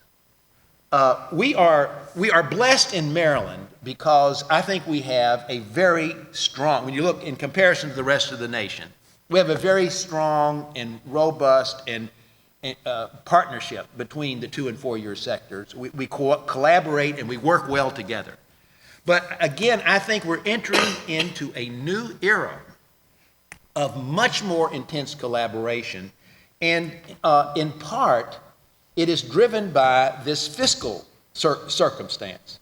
Because when you think about it, if our goal is to get more students through to a 2-year degree and more students through to a 4-year degree, and we're worried about cost, well, you know, there is, for both for the student and for the state, there is a huge economic advantage for students coming to a community college, taking a 4-year prep curriculum, finishing their AA degree, and then coming to our institutions in a well-articulated, tightly aligned 2+2 program. Now, we have a great model of that right here at Shady Grove. But I think that is going to be the model we in Maryland need to build upon in a more comprehensive way, and I think it's what our nation needs to do if we're going to move towards this very ambitious goal for that President Obama has set. Let me stop with that, and we will turn to our second question from our able moderator. Maybe, Dr. Grant, you'd like to say something about what you see as the role of partnerships in the future, because I think Dr. Kerwin's raised a very important point. We are fortunate in Maryland that we have strong collaborations, strong articulations, but we also know that for the country to succeed with having more students complete, it also means more students need to enter higher education. A greater percentage of our students need to come in the door. So it is, as Dr. Kerwin says, emphasis from access to completion. I sometimes say access to success, which I think is an important point. Would you like to share your thoughts on his comments? Sure. Thank you. I think we have to go to a 4+2+2 with the secondary schools added in there. You're gonna. I think first of all, I love that you're engaged in this conversation. I love that you invited somebody from the K-12 sphere here to be talking to a community college, that you're reaching out to the 4-year, that you're spanning that. There is nothing, I think, more important than creating, as the president calls it, this cradle-to-career pathway for our youth and young adults. And at each of those junctures, we are losing kids in the pathway who are just choosing to separate and then don't have the opportunities that we hope they have. So this continuum is critical, and the links between post-secondary and higher education have to get better. It's one of the trends that I'm heartened by is that we're doing more of that. One of the most interesting things that's happening are the dual enrollment programs around the country, the early college, high school sorts of programs where students can get college credit while they are in their high school years. It's an efficiency and productivity piece because they don't need to pay for those credits. It's a difficult thing to financially manage, the places are doing it to blend those K-12 and post-secondary funding streams. But the dual enrollment, it's just a critical piece. What's happening is that it's actually re-engaging kids. It's one of the ways we're finding that we can accelerate students' learning. They're using it in low-performing schools. This isn't just students who were able to take AP courses. This isn't kids who, went to the local community college for their advanced math class. These are students who we are setting up systems in secondary schools where we are blending with the local partners at the post-secondary level and bringing either training the K-12, the secondary school teachers in the college curriculum and getting them certified to teach that curriculum so that kids can get actual credit for the courses. Or we're bringing teachers from the post-secondary sphere into the secondary classrooms to teach. And those kids are getting credit. And we're building this pathway that links the kids across that span so they can see where they're headed. One of the big shifts we're seeing is that the high schools themselves, and we're not seeing this shift yet, we're hoping to see this shift, have to take on the mentality that a high school diploma is not the terminal degree. It used to be that we would get them through to the end of 12th grade and say goodbye and good luck. And there's no room for that anymore. And so these links with schooling that way are the post-secondary world, I think, are fascinating. Down in San Antonio, I know that, in El Paso, the community colleges come into the K-12 sphere. They're even giving the AccuPlacer test in the 10th grade and 11th grade so kids know where they are. So they get a sense of, oh, I don't know enough math to go to college. As Secretary Duncan said, we've lied to kids too often because we give them a high school diploma, but we don't tell them, oh, now you have to take developmental courses in community college, and by the way, you have to pay for those, and you don't get any credit. So now we're trying to say, look, this is where you really are. And either the institution has failed or you've got to work harder or something, but we're trying to be more honest and transparent about that and making those linkages. I also want to mention that those linkages need to happen in the career and technical education sphere. I think this is one where particularly the post-secondary world and your sophistication and understanding of these things needs to blend down into the secondary sphere. We've relied on the old vocational education idea for too long. We need to create pathways for kids. When we talk college for all, we're not talking, of course, the four-year liberal arts in education for all, and you certainly know that. We're talking about these advanced credentials and degrees and industry-recognized certificates that come, and there's multiple pathways for students to take. All of them have to make that bar of college and career readiness. There's really no distinction now between being ready for college and being ready for some of these careers that Dr. Fuller was talking about. You can't have the lower level skills, but creating those CTE pathways and blending that from the secondary to the post-secondary sphere, I think is one of our great challenges going ahead, and making those rigorous with non-duplicative courses all the way along. But that, I think, will be led in large part by the post-secondary world. It would seem, too, and I'm watching the audience, our people that work with the partnership with Montgomery County Public Schools are very happy to hear you're endorsing our work. We have done much with Montgomery County Public Schools, and I know Dr. Pollard just met with the new superintendent in the last few days, and we will be continuing those collaborations. It seems that those partnerships with the secondary schools really tap into that notion of momentum being such a key for college completion that Cliff Edelman talks about. I think so, and I think just to making sure there's no gaps. I mean, it's the aligning of our standards and our expectations for students. I think there's now a responsibility for higher education to match up with the Common Core as it's implemented. We're going to have that by 2014-15 school year. That should be pretty much the standard across the country, as well as assessments aligned to those standards, and we'll be getting a sense of where the kids are when they're graduating, and then aligning that with the post-secondary so there aren't those gaps that create so many troubles and put barriers in the way of completion. Terrific. Dr. Kerwin? Well, I just will pick up a little bit on this notion of the partnership between the 2- and 4-year sectors in Maryland. Of course, I'm thinking of the partnership between the community colleges and the university system of Maryland. There's some very interesting data that sort of tell us that this strategy, if I may use that, is already beginning to take effect. I was looking at some data just the other day, and believe it or not, although our enrollment has grown, the number of first-time, full-time freshmen is at its lowest point since 2004.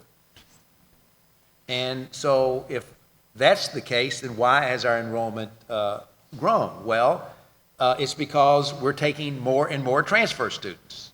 More students are choosing to begin their pursuit of a 4-year degree by starting at a community college. We've seen a 20% growth in community college transfers over the past 5 years. And I think there's another trend that we want to promote that is at work.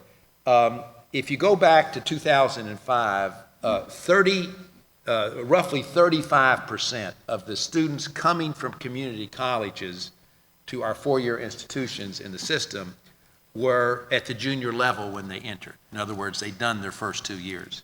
Today, it's 45%. That's a huge jump.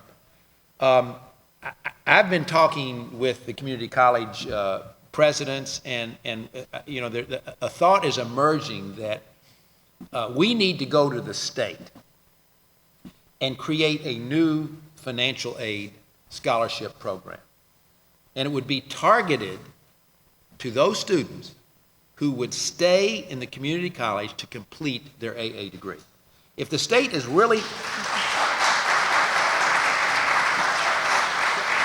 if the state is really serious about achieving its 55% of adults with a 2- or 4-year degree, then you know, there is a savings for the state if they have students complete their 2-year degree before coming to our 4-year institutions. So let's put some money on the table for those students, and if they get their 2-year degree, then they would be automatically get this. It would be our new Hope Scholarship, maybe, and it would be targeted to these students and would help offset the higher cost of tuition at our 4-year institutions. Incidentally, we already have that the elements of that arrangement with University of Maryland University College, our online university. They guarantee any student who completes a 2-year degree can complete through their own scholarship funds a 4-year degree at University College at the same cost of the at the community college. I think the other thing, and Liz touched on it, I think this whole issue of dual admission is a very important trend to pick up. I'm very pleased that College Park, I believe UMBC as well, has, but I know College Park has a dual admissions program with Montgomery College. We need to expand. Towson has a dual admission program with the Baltimore City Community College and the community colleges of Baltimore County. Salisbury has a dual admission program, as does University of Maryland Eastern Shore. So that's an idea that we need to grow and expand upon, because you know, it really gets the student thinking about this is a journey that's going to end up with a 4-year degree. I'm also a huge advocate of what we've done in building our 2+2 programs. Liz, you might be interested to know that we have in Maryland already 2 programs that are so highly articulated that we guarantee the students when they complete the program, they do not have to take any lower division courses when they go to the 4-year institution. One of these is in teacher preparation, and the other one is in engineering, which was a difficult one to work out, but we were successful in doing it. I believe nursing is the next target of opportunity here. And we're already starting to work with the community colleges on doing the same with a cybersecurity degree. I want to also just say a word more about the universities at Shady Grove. We've seen a dramatic 70% growth in enrollment at the University of Shady Grove since fiscal year 2007. So that's just 4 years. We've seen a 40% growth. And I think the University of Shady Grove needs greater visibility, and I'm not going to let this opportunity pass to let the Department of Education know how creative this program is, this concept is. Montgomery County, which is in many ways the economic engine of Maryland, best educated state, jurisdiction in the state in terms of the adult population with degrees, a very dynamic state with lots of knowledge industries in the state, but interestingly enough, no four-year institution. So what we did with the system in partnership with our colleagues at Montgomery College was we went to the county and the state and said, you know what, we're going to create a virtual four-year institution. You tell us what degrees you need in Montgomery County. And Montgomery College will do the first 2 years of whatever degrees those are. And then we'll find one of our institutions in the system that will come to Montgomery County, to the universities at Shady Grove, magnificent facility, and do the last 2 year degrees. So we have 9 of our institutions coming from across the system to provide the final 2 years of a degree. Teacher education, computer science, business and management.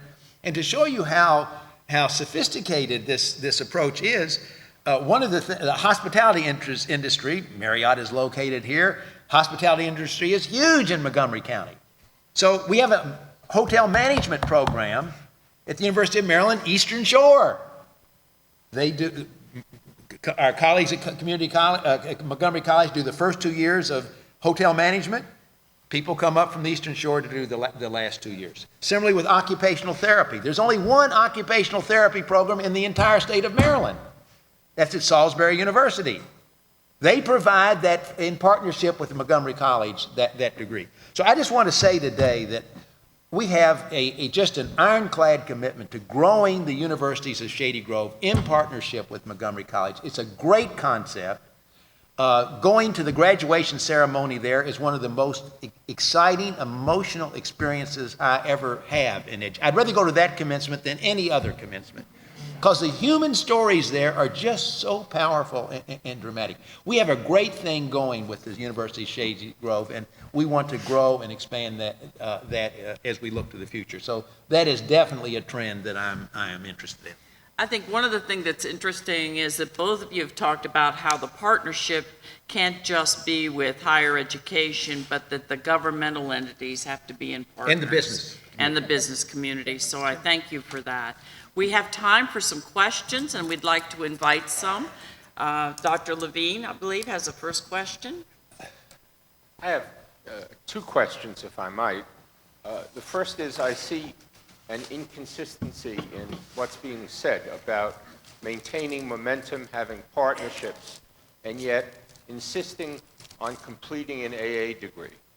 The chart that was shown before, for example, showed a distribution of subject matter with AA degree recipients from Montgomery College, and it showed engineering as very low.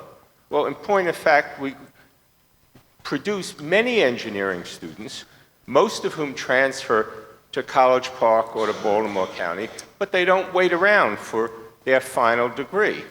Now, it seems to me in the same spirit as you talk about linking high school and college, we should accept the notion that the students who get educated at the community college, who go on to four-year schools, whether or not they get an AA degree here at that moment, are succeeding. Yeah. And well, with all due respect, you inserted a word I didn't use. and that was insisting. I didn't say that was a requirement. I said it is something we ought to work toward having more students get an AA degree before they transfer. For lots of students, there will be good reasons why they might want to transfer before they complete their AA degree. I just said that 45% of the students transferring now are at the junior status. Maybe that should be 70 or 80%. But by no means am I saying or would I expect that it should be 100%. And there are certain disciplines where it makes good sense to transfer sooner. And I think you touched on one, engineering. Then we shouldn't regard production of AA degrees as a metric for success for community colleges. Well, on that one, I think I will disagree with you, but I think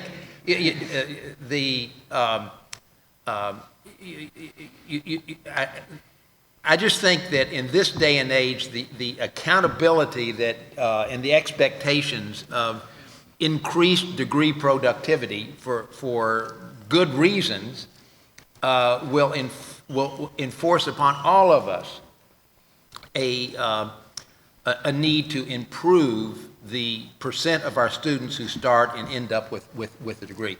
I think one thing that we have talked about with community college presidents that can help in this regard, I don't know how this idea would play here, but I think it has some merit, is what I would call reverse transfer credit. So a student might, say, start at Montgomery College for good reasons, transfer to College Park. They start earning credits. When they acquire enough credits that those credits could be transferred back to Montgomery College and be worthy of a degree from Montgomery College, we should do that, so that the student then has a credential that undoubtedly could be useful should something happen later in their life and they don't complete the four-year degree. So I think reverse transfer might be another way that we could get at the issue you're raising. One of the issues we have done in the last year is we have, in the past, some students have selected to do that, but not many have. And so we're going after students aggressively now, our admissions and enrollment management people, and contacting students who had 45 credits or more and transferred to inform them of those opportunities. Well, and I think, and I pledge our support for that. I mean, we need to help you identify these students and provide data systems that will make it easy for you to know when your students have actually achieved that. Another question? Yes, good morning. I'm the chair of the engineering department here, and I just want to and I just want to say that if we use the transfer metric as opposed to the associate degree, our transfer rate is, our completion is 46% to four-year university. So we are already meeting the standards set nationally, which is, I believe, 42%. Good. Another thing is, Dr. Grant, I think we are so used to the 2+2 model, and your 4+2+2 was very good. I like it, but may I suggest maybe 6+2+2? Because if we are reaching them at high school, we're late. Maybe middle school is the place to reach out to them. And the third point to Dr. Kirwan's, the list of 4 items that you outline and this path of access to completion or success, there is a hoop in there that we need to jump, and that's called retention.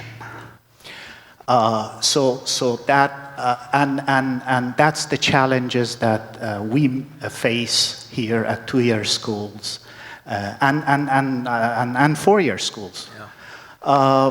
And that is where your second item, the teaching in alternative ways of teaching, the redesign, will help that retention rate, so there's a linkage basically between your item number 2 and item number 3. They are closely linked. You're absolutely right, and I should have mentioned that point. In addition to, I did say improve learning and lowering costs, but what's real, we've been at this long enough that we can track students. And there is no question that it improves retention rates. Secondly, we've done follow-on work, and the students who come through these redesigned sections retain the material they learned from the earlier section at higher rates as well. So your point is very well taken. Thank you. Do we have some other questions for our panelists?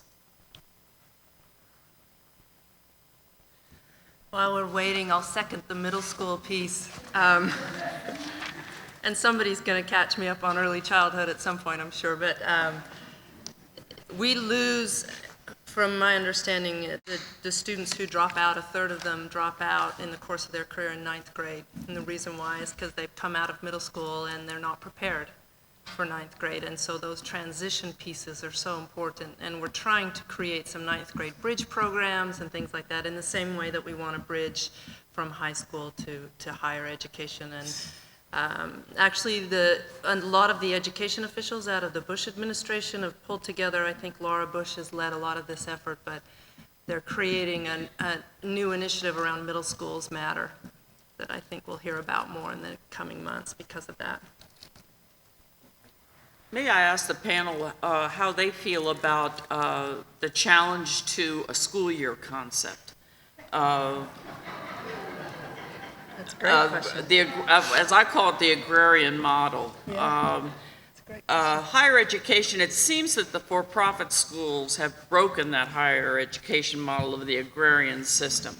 And how do the public and private schools now stand on that, and where do you forecast that future?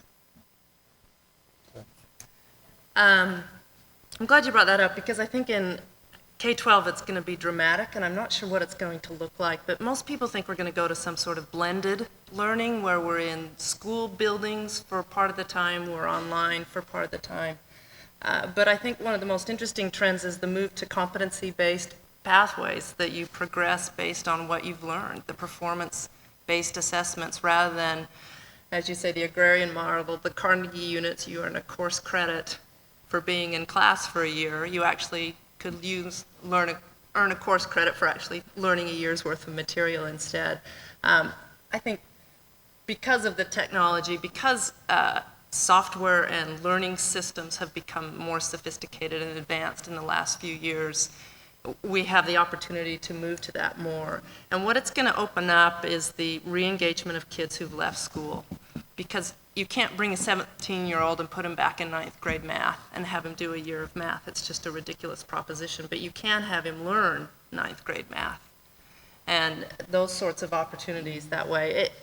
I don't know how the system's going to change itself to allow that, but I know the administration cares very much about trying to build out these performance-based pathways for kids.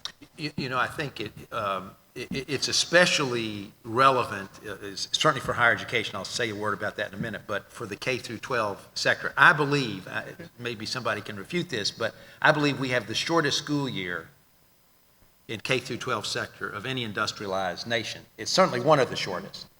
And one stage in my career, I was actually spent a year in London, and we had kids at the time. We took them there. And guess what? They didn't have a summer vacation, or if they did, it was very short. You know, there's a lot of talk now about tying underperformance of American K through 12 students with how short their school year is in relation to other countries. I think this is coming into higher education as well. You mentioned the for-profits. Maryland University College, our online university, the nation's largest not-for-profit online university, I'll have you know, doesn't have this, they're not bound by the agrarian model. They start people, you know, in the middle of the fall, in the middle of the summer. It's a rolling admission with their courses. We're conducting a pilot experiment at Towson University, where they have 3 full semesters in a given year. And the idea being that students could shorten their time to a degree by a whole year, and thereby get into the, their overall costs are lower, and they get into the workforce a lot quicker. I think with the technology and the whole issue of costs on the table, I think these new models for scheduling, et cetera, will definitely come into play, and I think it's one of those trends we'll have to watch in the coming years. Great. Do we have any other questions? Yes, Mary? Yes, here's a microphone. I'm Mary Owens, Chair of the Department of Reading, English as a Second Language, and Linguistics here at Rockville. With all the talk about blended learning, and with the economy the way it is, we are seeing students who no longer have the kind of access to the internet that they used to. They may be very skilled on cell phones, but having internet access is a real issue for many, many of our citizens who are out of jobs and so on. Are people thinking about what kind of access people will have in order to do the blended part of the education? I'm talking about the schools as well, these lower performing K through 12 schools. What do they do to provide that access to their students if they don't have them on site? I mean, do they do this in a lab? And this is a real issue that as we tend to move more and more online, I believe we are leaving many of our citizens behind because financially they can't afford access. You're right. I think it's a huge challenge, and so whoever comes up with that remedy will tout. It's the digital divide, they call it, right? This separation by income about your access to online learning.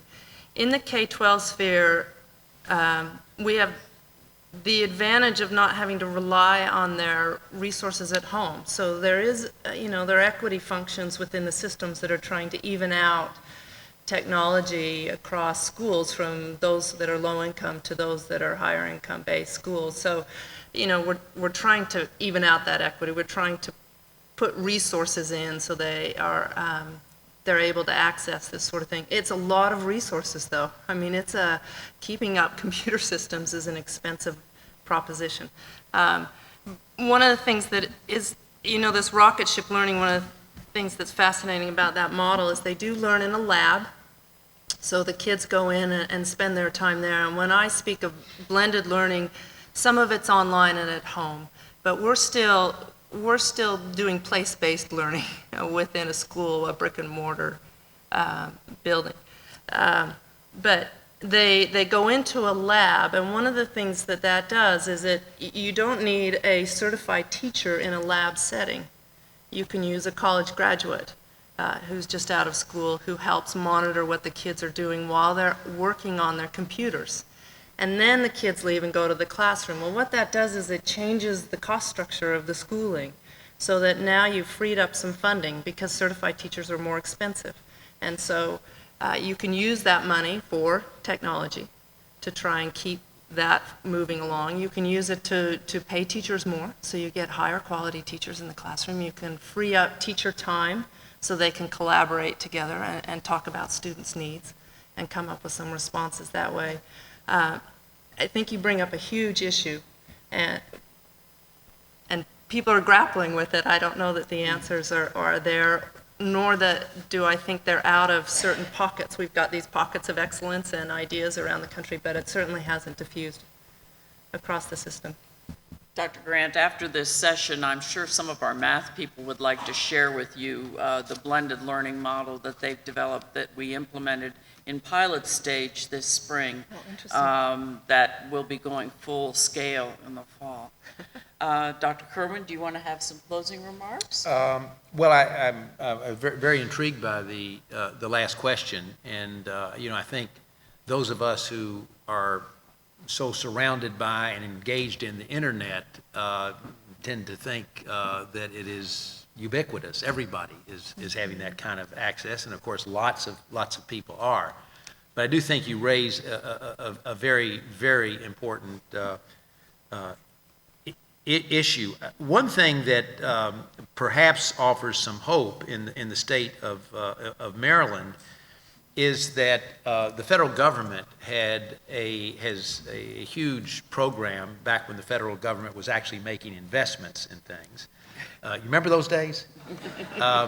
They created a huge amount of money that was invested to bring the internet, to make it more accessible generally to areas that didn't have such great access, inner cities, rural areas, et cetera.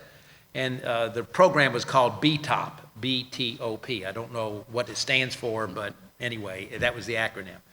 And Maryland won one of those awards.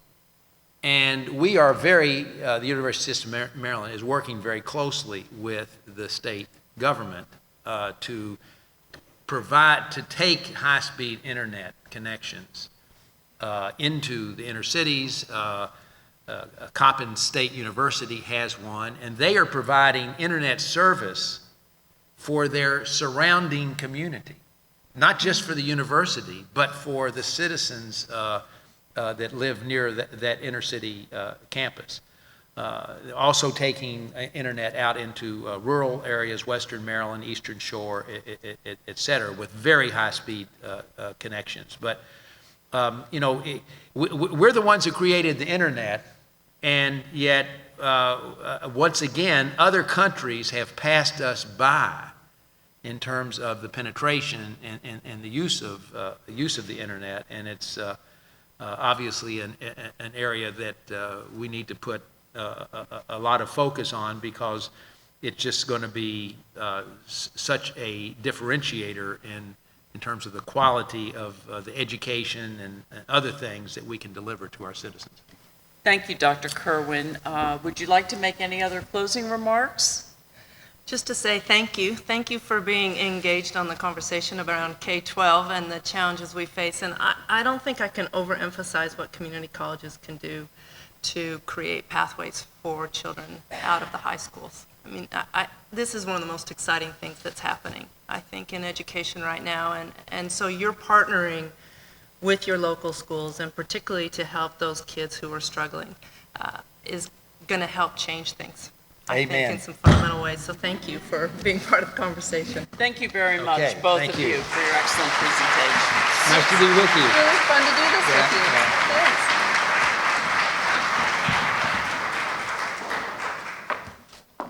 So I'm very hopeful that we've planted some seeds for thought, and I am just so completely grateful to our speakers and our panelists today.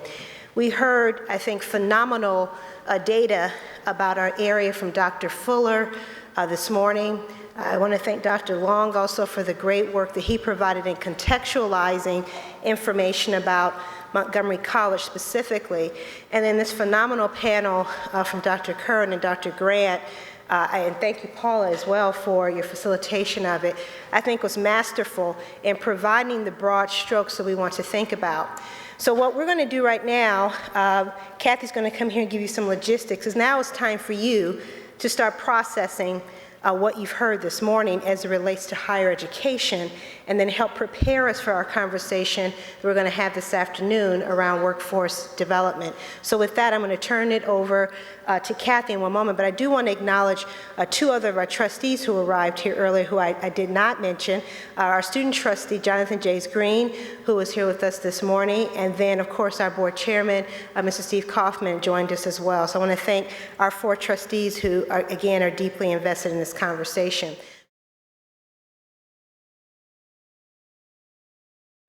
It's my pleasure to introduce our panel here today.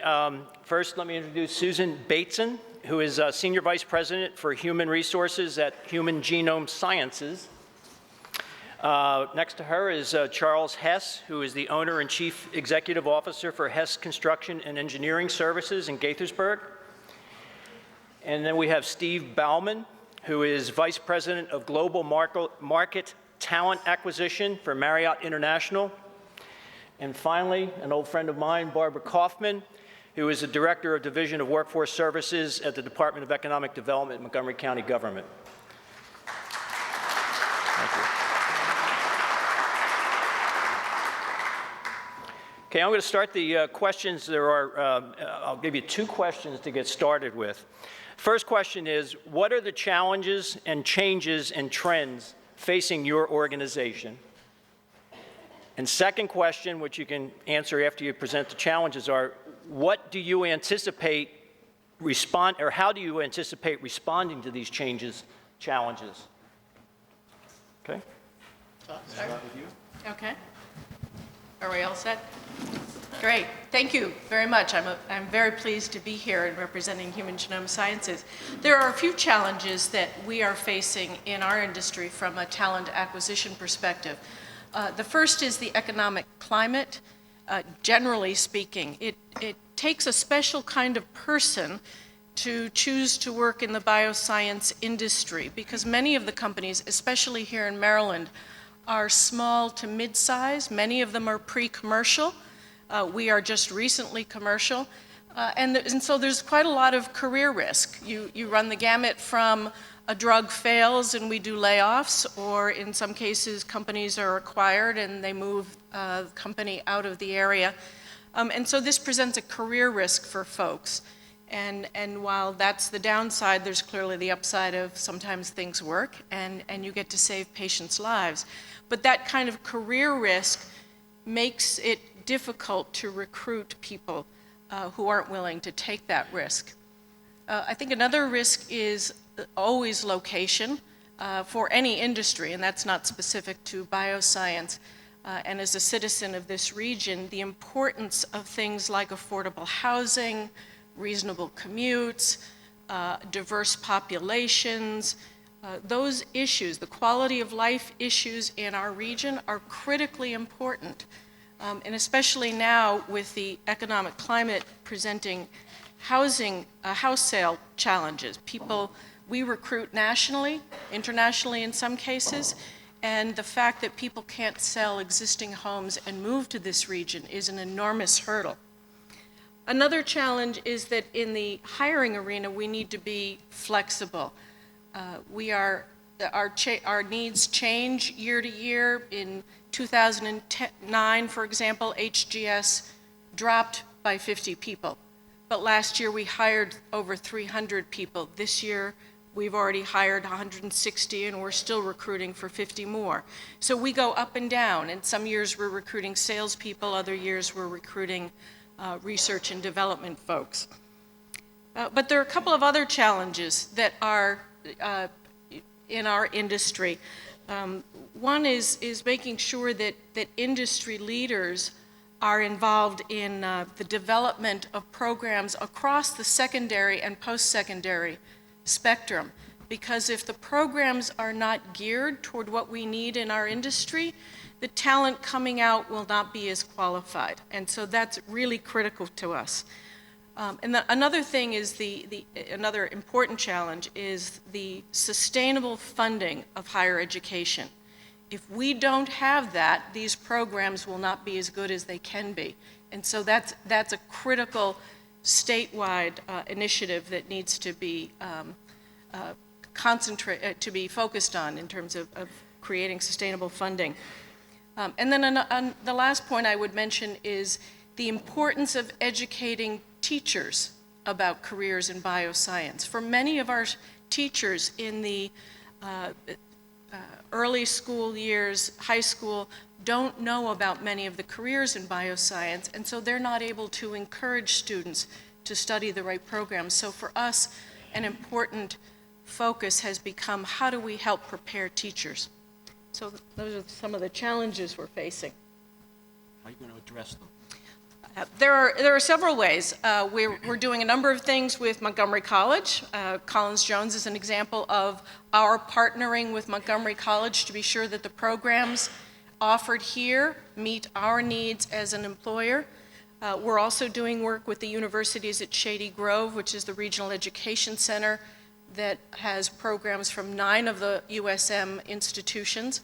And we're making sure that their programs also meet the needs of our workforce. Other places that so partnerships is a very critical place where we feel we can make a difference in the education arena. Another is McBree, or the Montgomery County Business Roundtable for Education, where we are partnering with the full spectrum of schools, starting with MCPS, to make sure that we are doing, as business leaders, we're doing everything we can to make sure that the early childhood education, particularly in the STEM arena, is emphasized. Thank you. Mr. Hess? Sure. First of all, thank you very much for having me here this afternoon. Really pleased to be part of your strategic planning process. I canvassed several people in my organization to try to come up with what we thought the biggest trends were and how we were going to address them. And we came up with three primary drivers. First, Susan's already touched on, is just the shortage of human capital. In any business, particularly a service business, and make no mistake, construction is a service business. There's always a delta between the skills you need and the skills you have. So we're always driving for new people, new skills, young people coming to the organization. That's always a challenge for all of us. The other two drivers are really also impact number three. The second one is just how are we going to pay, particularly in this economic environment, for the facility and infrastructure needs that the country has, and it's very pronounced in this area. I know it's very pronounced at the community college level. We have a huge influx of students without really the resources to expand the way they need to. The third one is the technological advances. When I started in this business 30 years ago, we never thought about technology being an impacting the construction business. It's a big driver in our business today, and probably one of the largest impacts is the advent of what we call building information modeling, where now we can, in working with designers and the owner, we can actually design a building, a virtual model of the building with all its components before we ever start construction. And you can imagine the advantages of being able to do that, working out all the kinks on a building, and going beyond the actual design and construction, but actually into the post-occupancy, into facility management. We can load every aspect of that building, every age of every component, every description of every component of that building. From a facility management perspective, that's going to be a huge advance. As I mentioned, the facility being able to afford these structures and also technology are also drivers of number one, human resources. The type of people we need today, we never thought we needed 10, 15 years ago. We need experts in finance, we need experts in risk management, we need experts in technology. And that's really driving a lot of what we do. How do we approach it? Obviously, I'm not going to try to compete with Susan and Steve, who are experts in the human resource field. But it certainly goes well beyond, offering competitive salary and benefits. I mean, you have to develop a culture where people buy into. They have to understand what the company's culture is, and you have to be able to tie that person's career and their career path to the objectives of the company, and have that make it very clear to them. That's a very difficult thing to do. We found, but it's something we think is critical, and that's what we're really pushing hard to do. As far as the financing of facilities and infrastructure, we think the answer is not going to be the traditional approach. I think you are going to have a real expansion of public-private partnerships. This is going to speed the projects. It's going to bring in new sources of revenue, but it's also going to be a complete change in how you operate. It's going to change tax laws. It's going to change how different government agencies operate. So it's going to be difficult and trying, but there already have been successes in that, and I think you're going to see a real expansion in that. The technological advances, I don't know. I'm certainly never trained in technology. It's something we do realize, though, that we have to stay in the forefront of, because particularly the young people we hire coming out of college, I mean, they're so further advanced from the people that we hired 5 years ago. So it's something we always have to be able to make sure they have the tools they need to do their job. Thank you. Mr. Baumann? Thank you. It's great to be here, see all these smiling faces. How many out there consider themselves resilient to change? Raise your hand. How many are familiar with Myers-Briggs type indicator? All right, so you know that some of you, if it ain't broke, don't fix it. At the end of the day, we are in uncertain times, right? Very uncertain times, and that has an impact on all of our businesses. And in particular, there's a few areas within Marriott, particularly on the business side, with this economic uncertainty that's a global sort of issue. The credit markets and cash become an area of interest, and this, of course, impacts travelers, it impacts potential owners and developers, and it impacts that wonderful thing that I represent, that's human resources, staffing. How are we going to staff the hotels of the future? The growth markets right now, and you all read the Wall Street Journal or the New York Times or the Washington Post, whatever is out there. You all know that China and India are significant growth markets for most U.S. industry, and particularly in the hospitality space. Brazil is also coming on strong. So the challenges that we're facing is that in this uncertain economic time, how much staffing is enough? Do we skinny it down so we can compete regularly and reliably with our competitors who also manage hotels? So the staffing aspect and what we look at is in some ways being driven in this near term by what's going on in the economy. But let me talk about a couple of other things that can be good news, but also can create some challenges for us in the industry, and that's the rise of the middle class in China and India. By the year 2020, there will be 50 million outbound Indian tourists, customers. So how do you approach this? These are some of the things that the folks in our operations area, we have an innovations group, we have a few other areas, finance, that look at how are we going to do this. There's another phenomenon. I'm not going to talk too long. I have a lot of things here that we think are challenges, but think about social media. How many of you have a Facebook page? All right, see, look at, and those that didn't raise your hand, get with the program. LinkedIn, how many people tweet?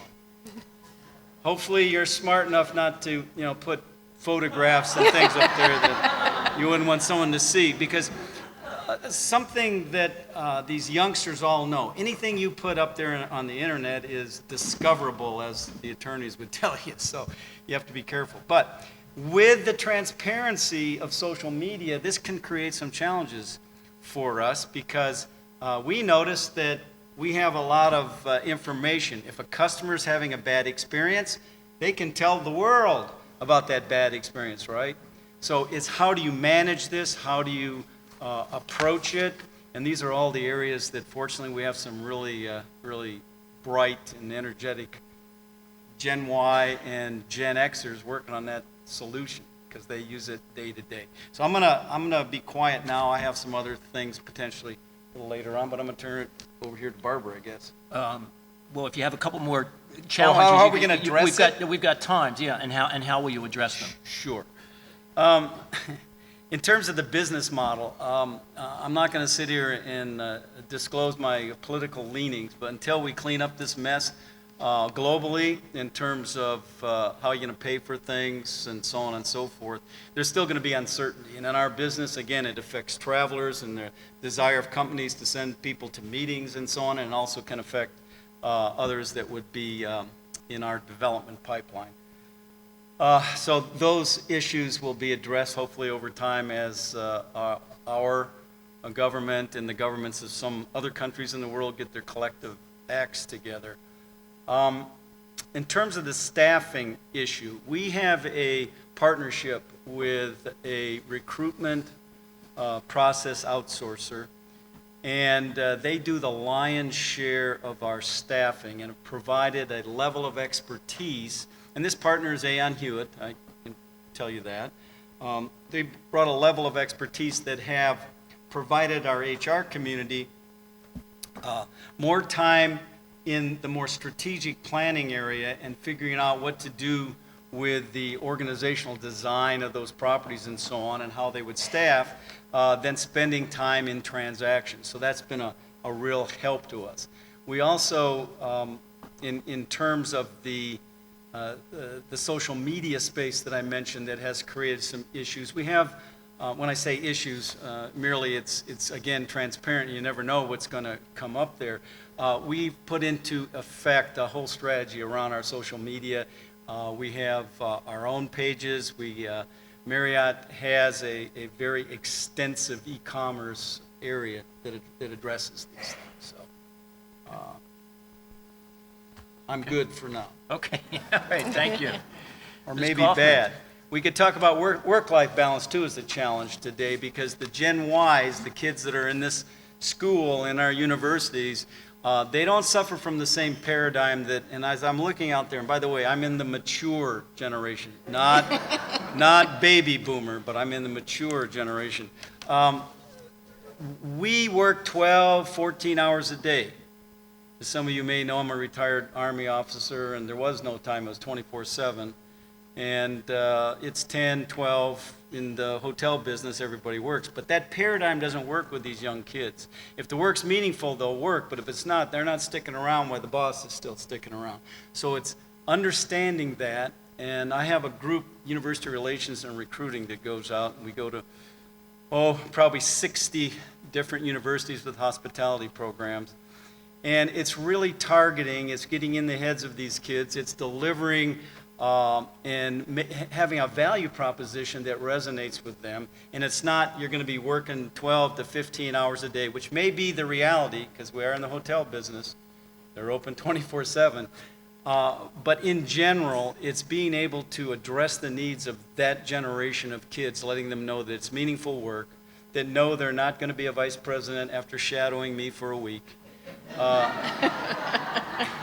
And it's really gaining more understanding there. And the school, we're not ready to go into what Montgomery College might be able to do. That'll be the next That's question. the next piece? Okay. I'll talk a little bit about that later. Thank you again, and thank you for that mature category, because I'm struggling with the senior citizen one, so I'm going to start using that one. Well, you know, there's that publication that gives you that, you know, with depends and stuff when you're 50. So, you know, what can I say?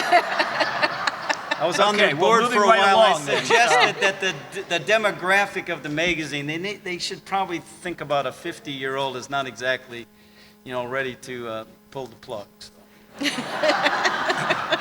I'm sure there are a lot of people in the room that agree with you.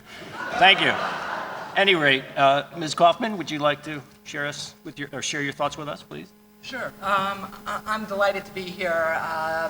The Division of Workforce Services and its Workforce Investment Board has just finished its year of strategic planning, and we're in implementation, so I feel your pain as you go forward. And I'll talk a bit about that in a moment. I thought that Dr. Fuller this morning and the other panelists really have described the challenges the county faces, the county workforce services faces, but I'd like to talk about them in a little different way.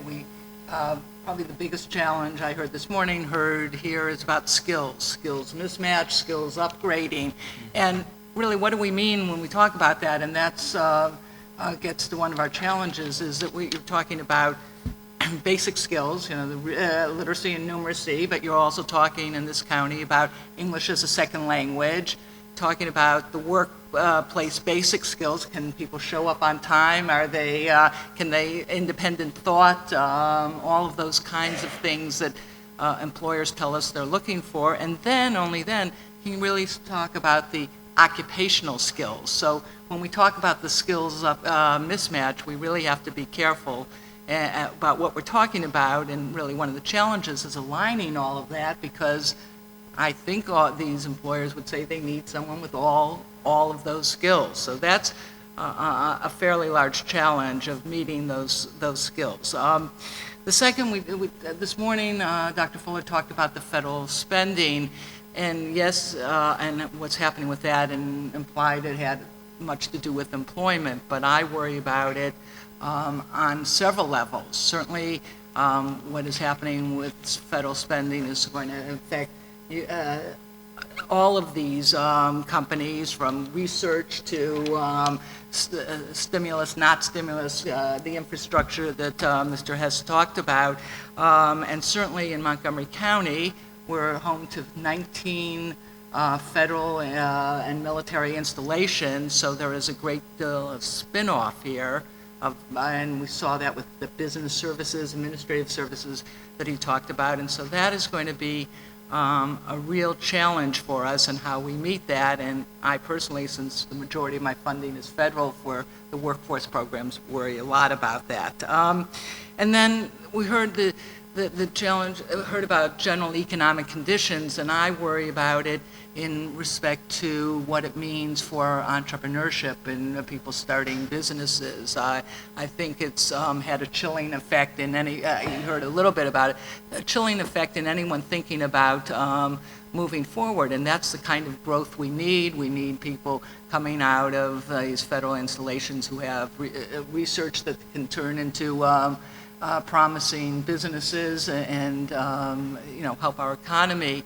And I think just folks look around and say, I'm sticking where I am, I'm going for safety, and that really is a great challenge. And how do we help folks meet those, think about that differently? I'm hoping that I think it is affecting every generation, whether we're talking about people just coming out of college, the generation, which I've lost track with generation X, Y, Z. So, but as well as I think it's a real possibility for those of us in mature or almost mature who've lost their job, who really aren't going to be coming back and need to find a new future. So those are the things, the challenges I worry about.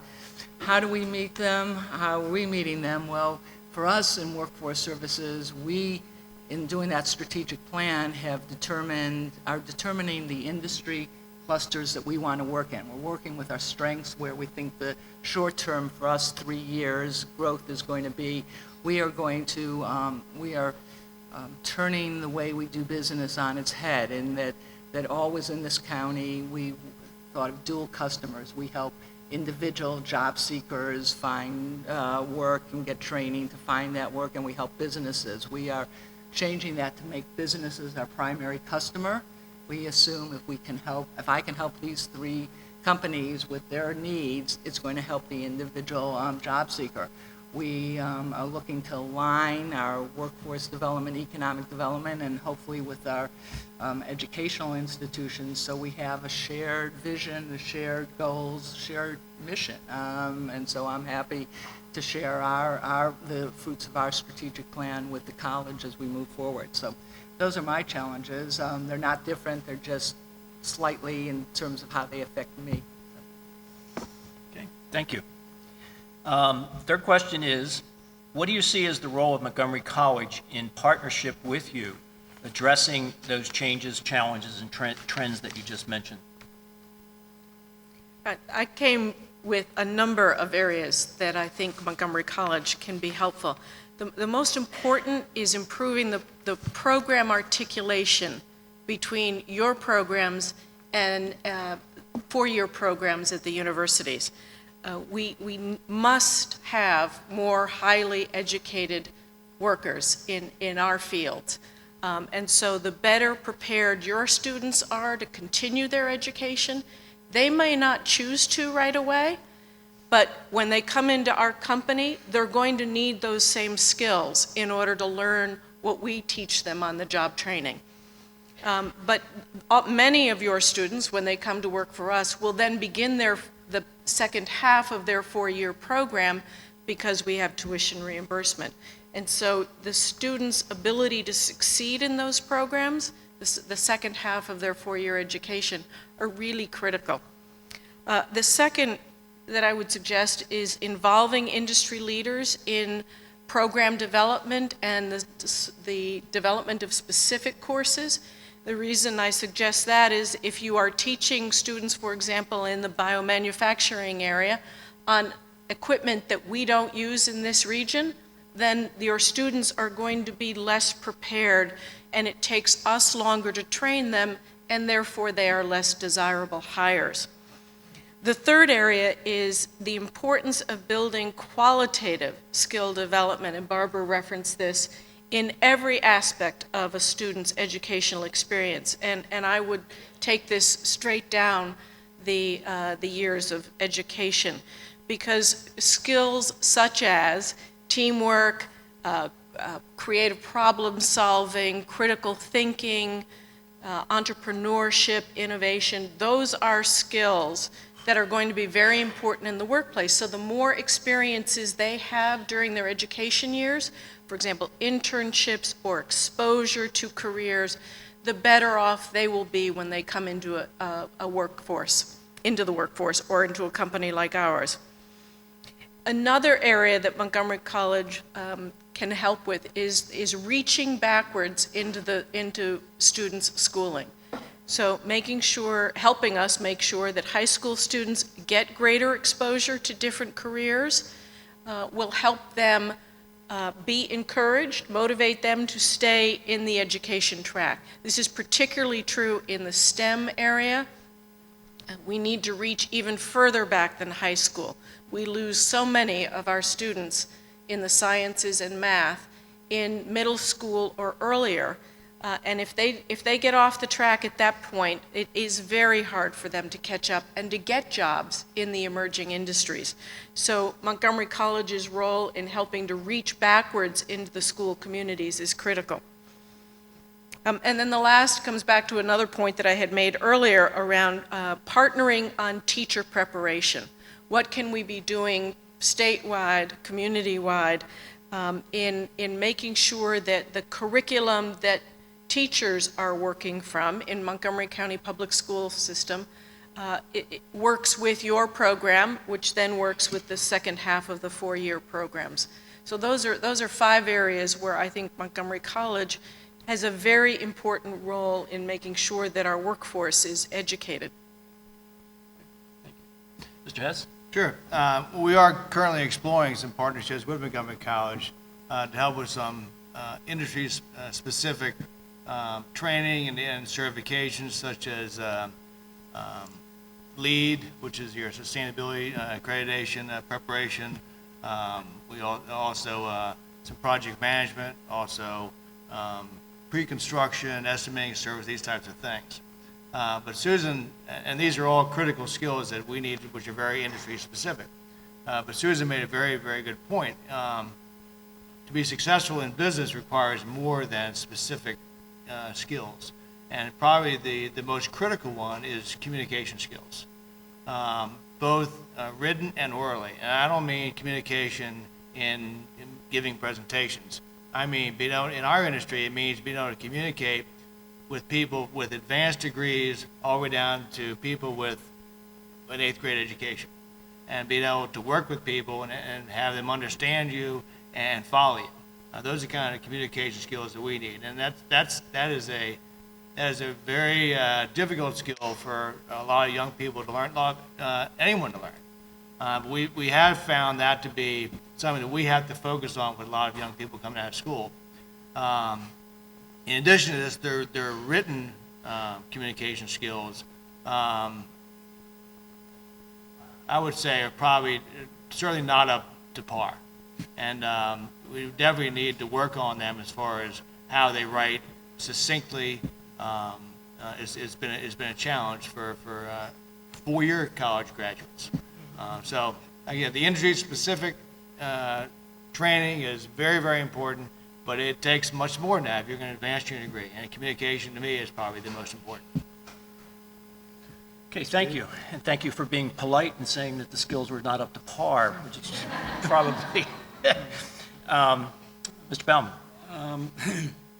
Well, I'm pretty old school, and I taught plebe English and British literature at the military academy quite a few years ago, prior to women and after women were admitted. And I used to tell the cadets who all were going to be future engineers, right, that I always asked them, what do you think the highest level of math you're going to use when you graduate from here? So they'd be positing all these, different things. And what I reminded them of, and of course it was my plebe English class, that the highest level of math probably will be when you balance your checkbook once a month, but you're going to have to be able to read, speak, and write the rest of your life. So I'm old school, and I believe that somehow our high schools and our colleges have gotten away a bit from the good old reading, writing, and arithmetic sort of formula. And I think some of it is if you have teenagers or young adults, it's about texting. And heck, the person they're texting may only be across the room. So learning how to influence, learning how to convince, those skills that are necessary. I think Charles spoke about them. You have to be able to communicate at all levels in the food chain. In our industry, it's very much a roll up your sleeves and lead by example. So, and I've said this to hundreds of students and faculty at universities across the country, and if I had my way, everybody, all those new manager trainees would come in as assistant housekeeping managers. It's the most diverse department in the hotel, and if you can lead well there for at least 12 months, you're ready to lead just about anywhere in the hotel. So here are some things. I think that kids today need more exposure to critical thinking and problem solving. Again, relationship skills, organizational behavior, because they're going to have to be prepared to deal with different cultures, ethnicities, genders, so on, once they get out into the workplace, and also as they're here in the school environment. Teamwork, team projects, exposing them to those kinds of things always pays dividends, as long as they all have, as long as they're a metric or some way of measuring how well or what their contribution to the team has done in terms of getting the entire project completed. Some of this can be accomplished through internships. So even the students in their freshman summers or sophomore summers should seek places to go and get exposed to business. Business acumen, understanding what's going on in the world of work is extraordinarily important. There's three key legs to career satisfaction and success. The first is that you're knowledgeable and skilled at what you do. The second is you have a high interest in what you do, so you have a passion and you look forward to going to work each day. And if I asked you all to raise your hands, if you really look forward to going to work each day, I'm afraid I wouldn't see as many as we all would like. The last thing is values, and that's what is important to the individual at a particular time in their life. So is this career field going to provide either the time to spend with family and friends, the remuneration that I believe I deserve, or whatever that value is that makes for career success. So it's exposing them to that. And the last thing, and I tell a lot of audiences this, and that's, if I asked all of you how self-aware you are about your natural psychological preference, how you approach problem solving, where you get your energy, what do you think about structure or flexibility, you may not know. And I mentioned earlier Myers-Briggs type indicator, which is a good instrument. There's lots of good instruments out there to get young people in touch with what their preferences are, what that means in terms of potential strengths and some areas they need to watch out for. Last plug, I did this with my teenage sons a number of years ago. It really saved my accountant son. He's an accountant now, highly introverted, had a problem with sociability in high school. When he realized why, he blossomed in college, and now he's the guy that says goodbye to the security guys every day when he leaves the building. My younger son is a registered nurse. He was the wild child, and I didn't understand. It was my problem. I didn't understand why I was a wild child until I did his Myers-Briggs, then it all clicked, you know. very social, no rules, no boundaries, your time isn't my time. You know the type. Some of you may be that way too. So at any rate, it's those sorts of things. Giving these kids a self-awareness early on of who they really are, it pays huge dividends. So that's what I got. I thought my family was the only family that used Myers-Briggs to try and work out. My sister and I did to work out some details and how we approach things. So it's nice to hear that there's somebody else doing that. My answer is going to be a little different because we are great partners with Montgomery College. We run one-stop career centers. People walk in to get assistance. We don't do occupational training. There are a lot of training. We send folks over to Montgomery College or other kind of approved training providers around. So we have this great relationship, and I think it's going to continue. What I do believe we probably need to do together is talk to businesses, focus groups, and industry sectors, and determine what those skills are they need, and figure out among workforce services and the college and the public schools and other organizations, who's going to do what. There's just not enough people, time, energy, money, whatever, for us all to be repeating ourselves. So we're going to have to figure this out so we can deliver what these companies need and help your students, my customers at Montgomery Works. So we're going to have to do a lot of listening, I think, together of businesses. And then finally, I alluded to it earlier, is about alignment. It's more than articulation, but we need to, among all of us, to align language. One of the great words we banty about is job ready. We haven't today, we've talked about skills, but job ready to you and job ready to me and job ready to these are very different, and we're going to have to figure that out and figure out how it is we deliver an individual who is job ready. Similarly, George Payne and I sit and talk often, and his outcomes are not my outcomes. I mean, I'm judged on how many people I place in jobs in a very complex formula. He's got some of that, but it's very different what his placement rate is for the state authorities that he reports to than I do. So goals and finally sort of our vision and our data need to be aligned. And I was saying at lunch, we're thrilled after 3.5 years at the county, we've just purchased the same database that the college uses. So we'll finally be looking at the same data together, I hope together, and determining where the needs are for the workforce, for the economy, for businesses. So that's where I'd like to see us move. There was one thing that I forgot to mention, and really, this is where, and in this community, and in this school, and schools across this country, to give these young people, and they have more of a global mindset than most of us had growing up, but really to give them opportunities to be exposed to what the world economy looks like, and what it's like to work in another country, and some of the issues that are confronted and will be in effect in those countries, I think is going to be an important thing also. Okay. Well, because our panelists were succinct and to the point, we have plenty of time for questions. So we have some great resources here of real-world workforce needs, and I suspect we have some questions out there, although I can't see very well. Anybody? Over here?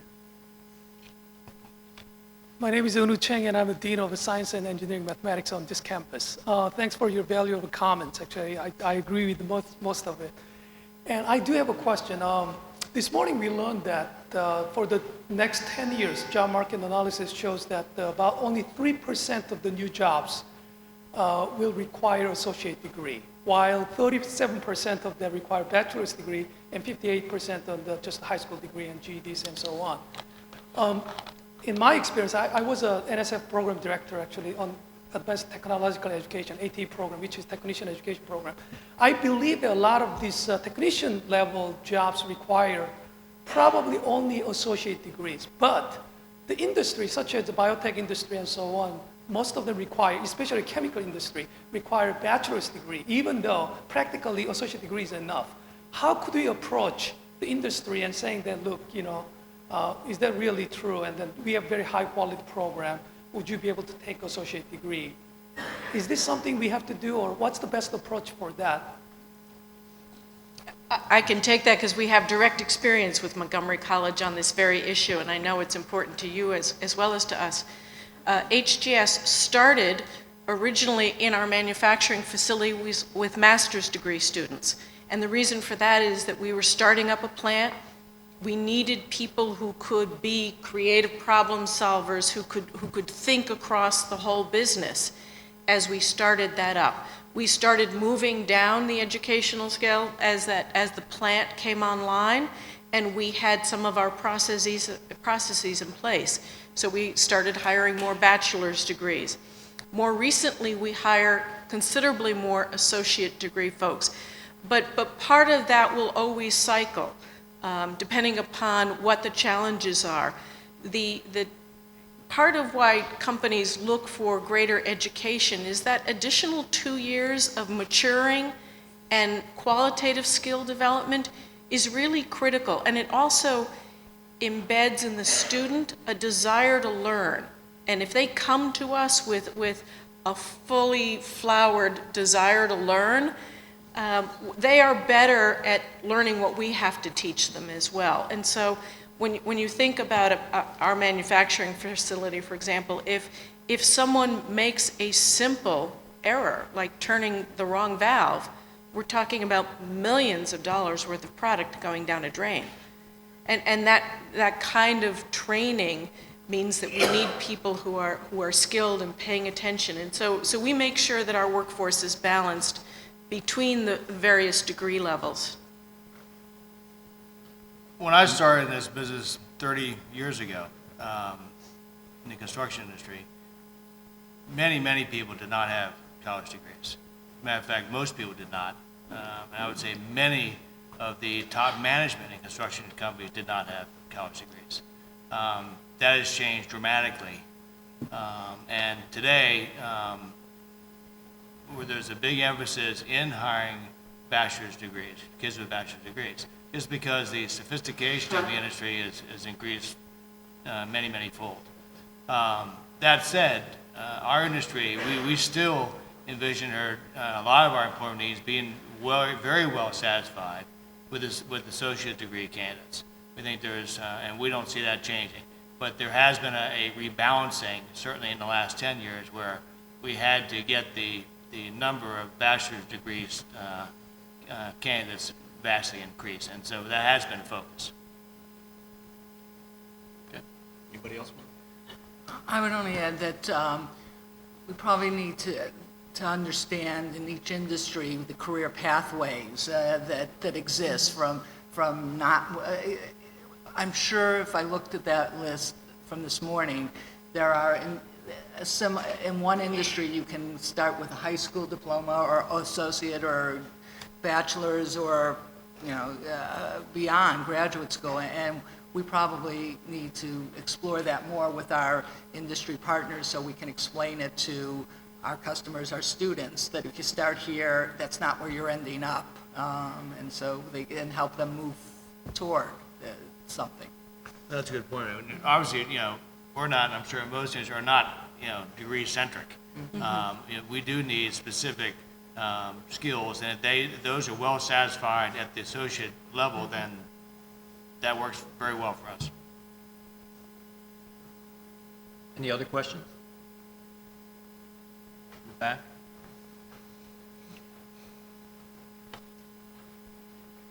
If we, as a college, are to prepare people to come work with you, and you said that if we're teaching them to work on machines that you don't use and are out of date, how can we ever get above the curve or ahead of the curve so that we're not sending people to you with the skills that you're going to need? Because we're always going to be behind because the world is changing every day, whether we like it or not. So we'll never be able to send you folks with real-time experience because the world's changing. So what do you think we could do? Thanks. Well, and that's a fair question. I think the issue is making sure you're as current as you're able to be. So I wouldn't expect that you'd have the same state of the art, but if it's way out of line, we can help identify that. And companies like ours will often find ways to make contributions of equipment to help set up a lab or something like that, because it's in our interest to be sure that the young people are being trained appropriately. So that's something that's a tangible avenue to explore with companies, that if you are developing programs that are, and I'm speaking specifically of engineering, for example, or manufacturing, where there are very specific equipment requirements. But in other areas, it's just knowing what kind of drawing systems the building industry is using. So it's just helpful to stay in touch. We don't draw anymore. That's all I do. Okay, Kat.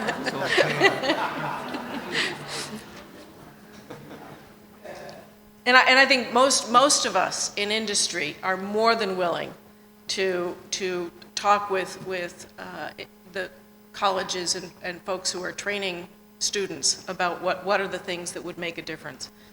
Well, I think one of the great advantages of Montgomery College and a lot of the community colleges is that a lot of the faculty is still actively engaged in the industry, and that's a huge plus for us. I know your construction management program, in our estimation, is definitely up to speed with where we are, where the rest of the industry is. So we're very, very pleased with that program. I would only add that if you think about learning in different ways, from internships, on the job, job shadowing, all of those kinds of ways. It's not, not just the classroom and what you have here on the campus. It expands the horizon of what's available. Hi, Jason Rivera here. I'm director of the Writing, Reading, and Language Center at Tacoma Park. And I'm curious about how you see us helping to facilitate a dialogue between industry and four-year institutions with the two-year colleges. Because one of the things that I see is that at the two-year college level, we do a lot of the practical stuff. At the four-year level, they do a lot of theoretical stuff. And when they get to you, there's sort of a disconnect between how they actually marry those. So how do you guys foresee us helping to facilitate that discussion?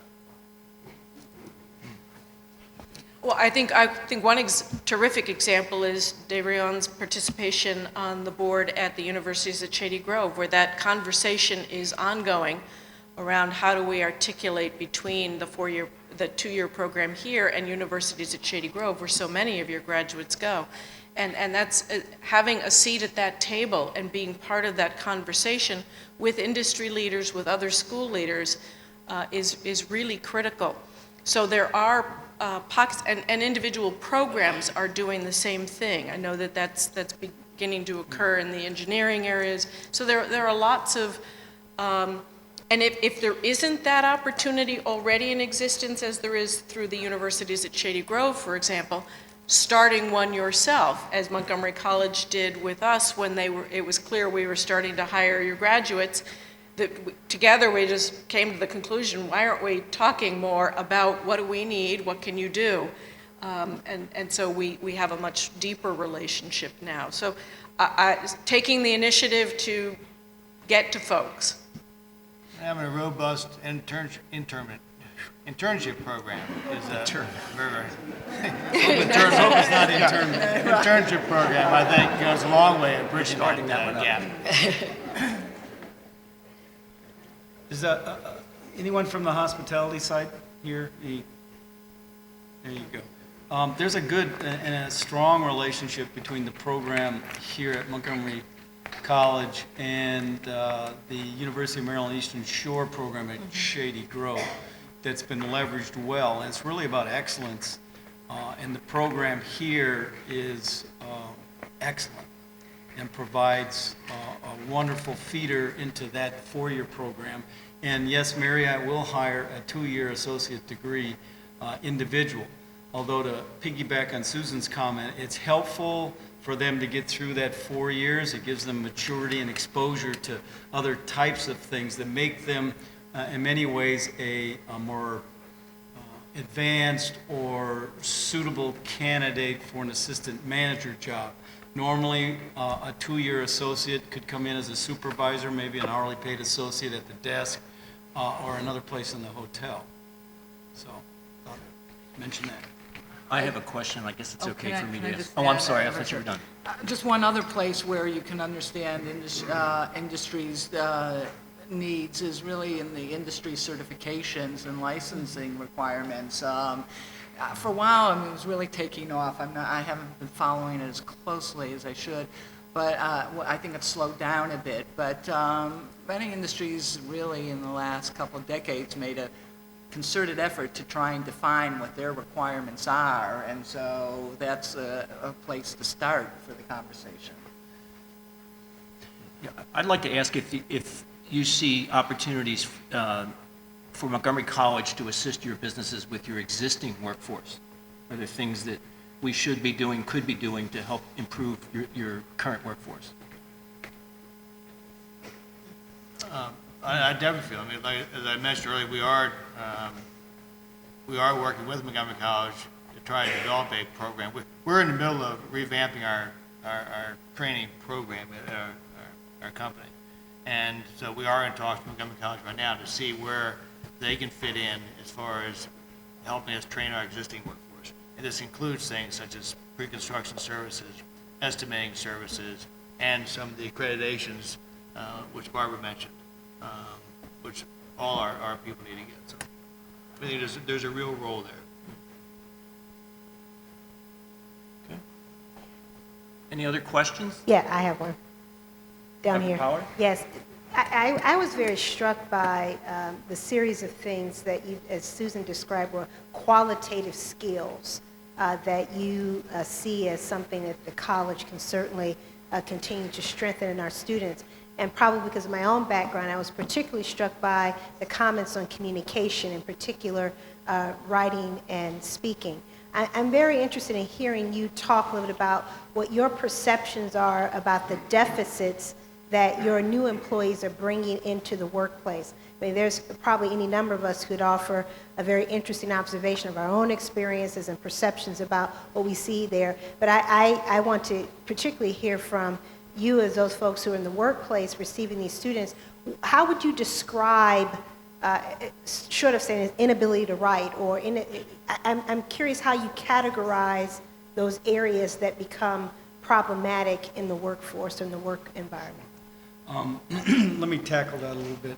One, emails, once you write them, they're done. I noticed that they're ungrammatical, there's misspellings, and the tone can often be so straightforward that it can be offensive, okay? In terms of formal writing, if you're doing a memo, there's not an organization, there's not a beginning and a middle and an end. They may start at the end. Of course, Stephen Covey said, begin with the end in mind, but yeah. That's not what we mean in writing necessarily. So it's really, and I don't know if it's the phenomenon of kids in school not having a rigorous writing course where they're taught composition and grammar at a very fundamental level and how to build things. But I know one thing, with the texting, your grandchildren are going to think you are is spelled you are. That's what's happening. And we see some of that currently cropping up with some of the young people in their writing. Speaking, I think some of us, and I'm going to point out there, and myself included, can suffer from death by PowerPoint. There's a knack to using PowerPoint. You don't read the slide, right? You don't read the bullets. I mean, there's a knack to how you get the interest of someone with that type of a presentation. I don't think we do enough, we do justice to how a student gets exposed to doing presentations. So the more presentations they have to do while they're in college, the better they're going to be later on. So that's what I see. They're stiff and wooden. They don't quite know how to work it yet. A piece that I would add is teamwork, and how communication is so critical in a team setting. I am struck by employees' inability to reconcile differences between coworkers, just to have a conversation about, you're annoying me. How do you, we do a lot of counseling of employees on how to get along with others in the workplace, how to get along with their supervisor, how to talk to their supervisor, how supervisors should talk to employees. And that it goes, people think that the communications is more formal, that it's the written or the PowerPoint, and it's really the day-to-day interaction. And so much of our work is done in teams, and problems have to be solved in teams. And so I think that is a real gap, and it creates enormous problems in the workplace around how people get along. And if they're not getting along, the team starts to fall apart, and problems start to arise, and you get deficits. And so it's really quite serious.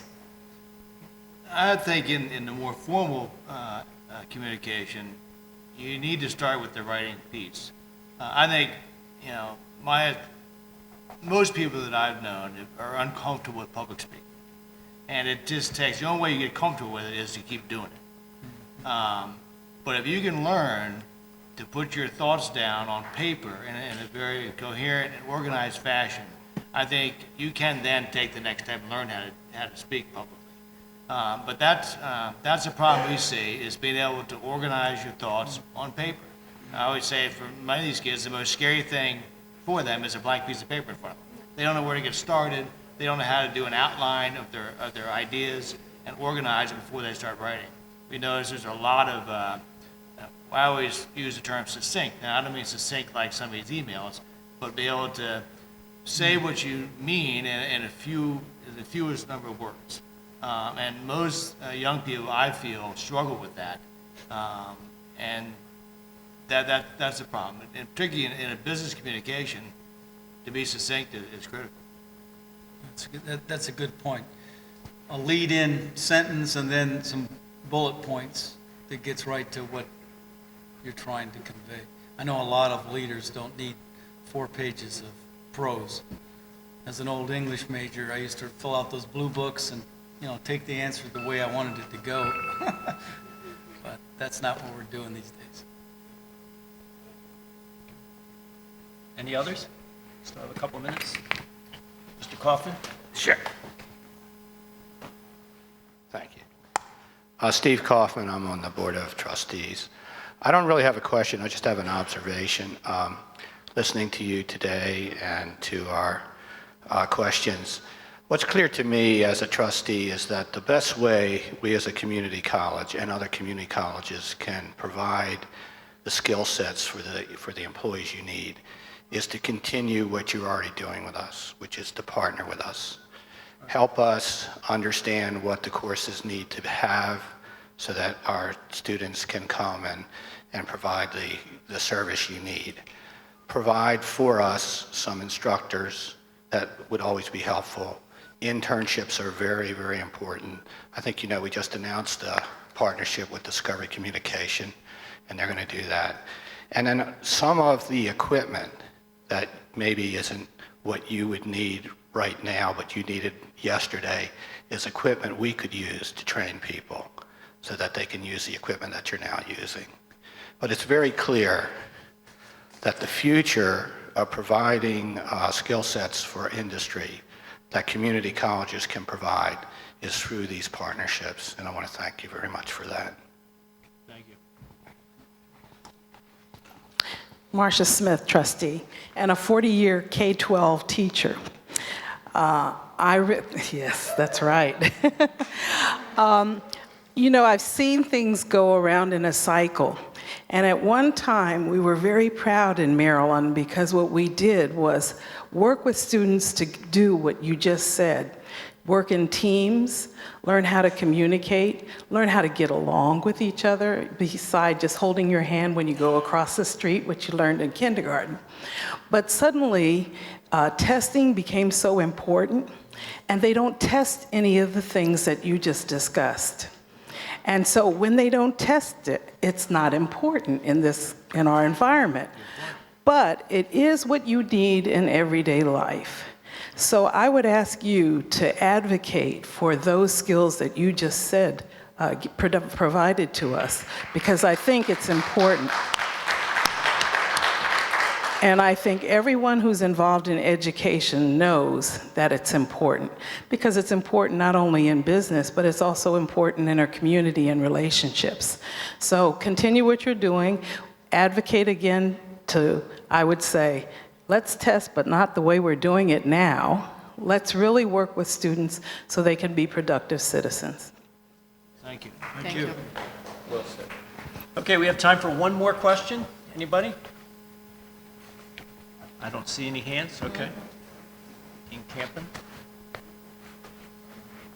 You've all addressed the importance of working with a diverse population. I'm wondering what your perspective is on foreign language. How important or essential might that be? I'll speak for our industry.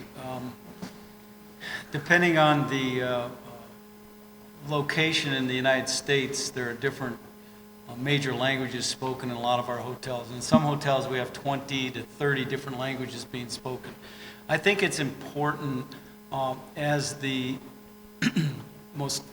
the fastest growing demographic is in the Hispanic community, so an understanding of, we used to call it work-specific English, but the understanding of work-specific Spanish would be very helpful, I think, for these students as they come along. There's a need, of course, because of the growth market over in China. You know, if you have some folks that want to do Mandarin or one of those, that'd be fine too. But I really do think that being able to have a couple of languages, and primarily, in my mind, it's Spanish and English. I think that would be very important. We have a large population of Spanish-speaking associates in our industry, and I think that would be very helpful for the future associates, supervisors, managers of the future. So I'm a big one on language. And if you go to, and most of you have been to other countries and so on, it's always embarrassing. The Americans are the ones that tend to only speak English. When you go to Germany, France, and the rest, they're quick to point out they not only speak their native language, but they speak yours better than you do in some cases. At least the French think so.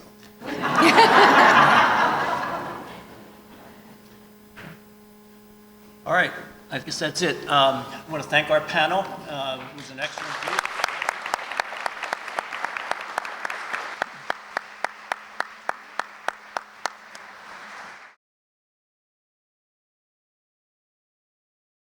Okay, everybody's back. I think you've had a great afternoon, some good discussion. I think we had about 20 groups out there working and talking and thinking.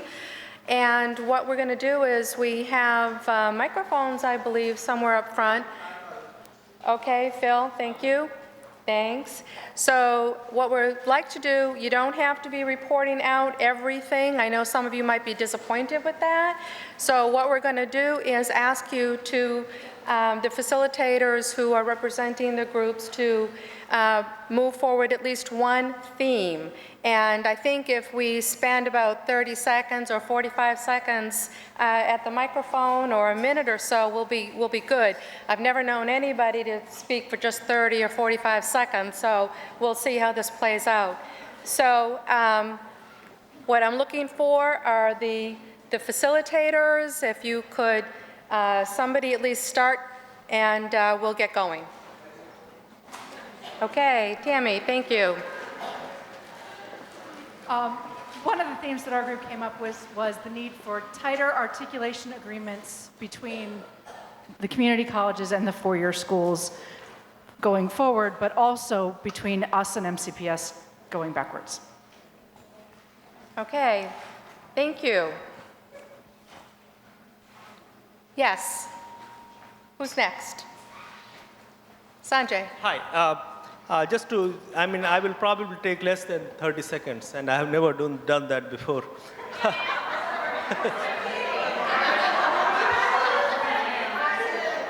So, to me, we have to be more affordable, more accessible, and more successful. Now, each one of those things have to be defined and all that. But the way I understand it, that economy and circumstances and market will drive to a model that will be more affordable, more accessible, and more successful. The question is it going to be our model? Is it going to be a community college model? Or there will be another entity that will get to that model before anyone else? So I think it's a sense of urgency that we need to do something to get to that model before anyone else. Thank you. Okay, thank you, Sanjay. It's great to have the questions. It's not just the discussions, but the questions that we have to continue to ask ourselves that come out of these discussions. Thank you.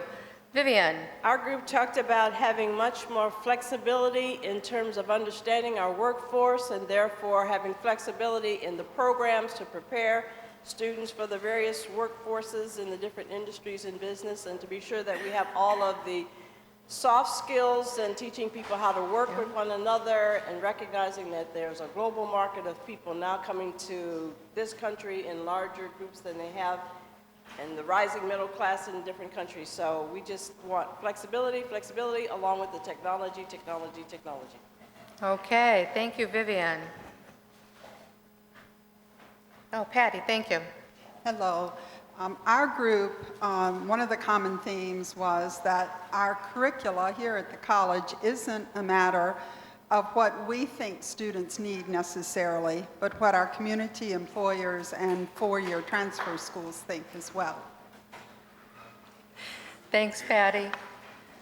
Kathy. Our group in both sessions kind of ended up with some of the same themes, mostly centered around something that we call the student engagement infrastructure that we think needs to be examined at MC.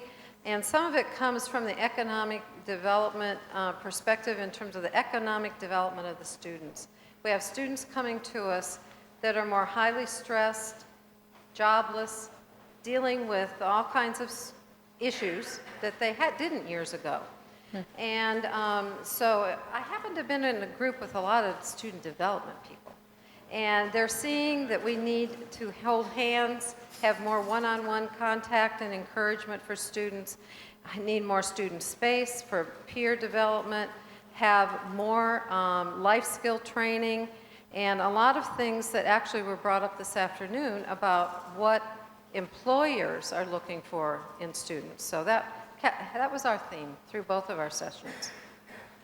Okay, thank you, Kathy. Nancy.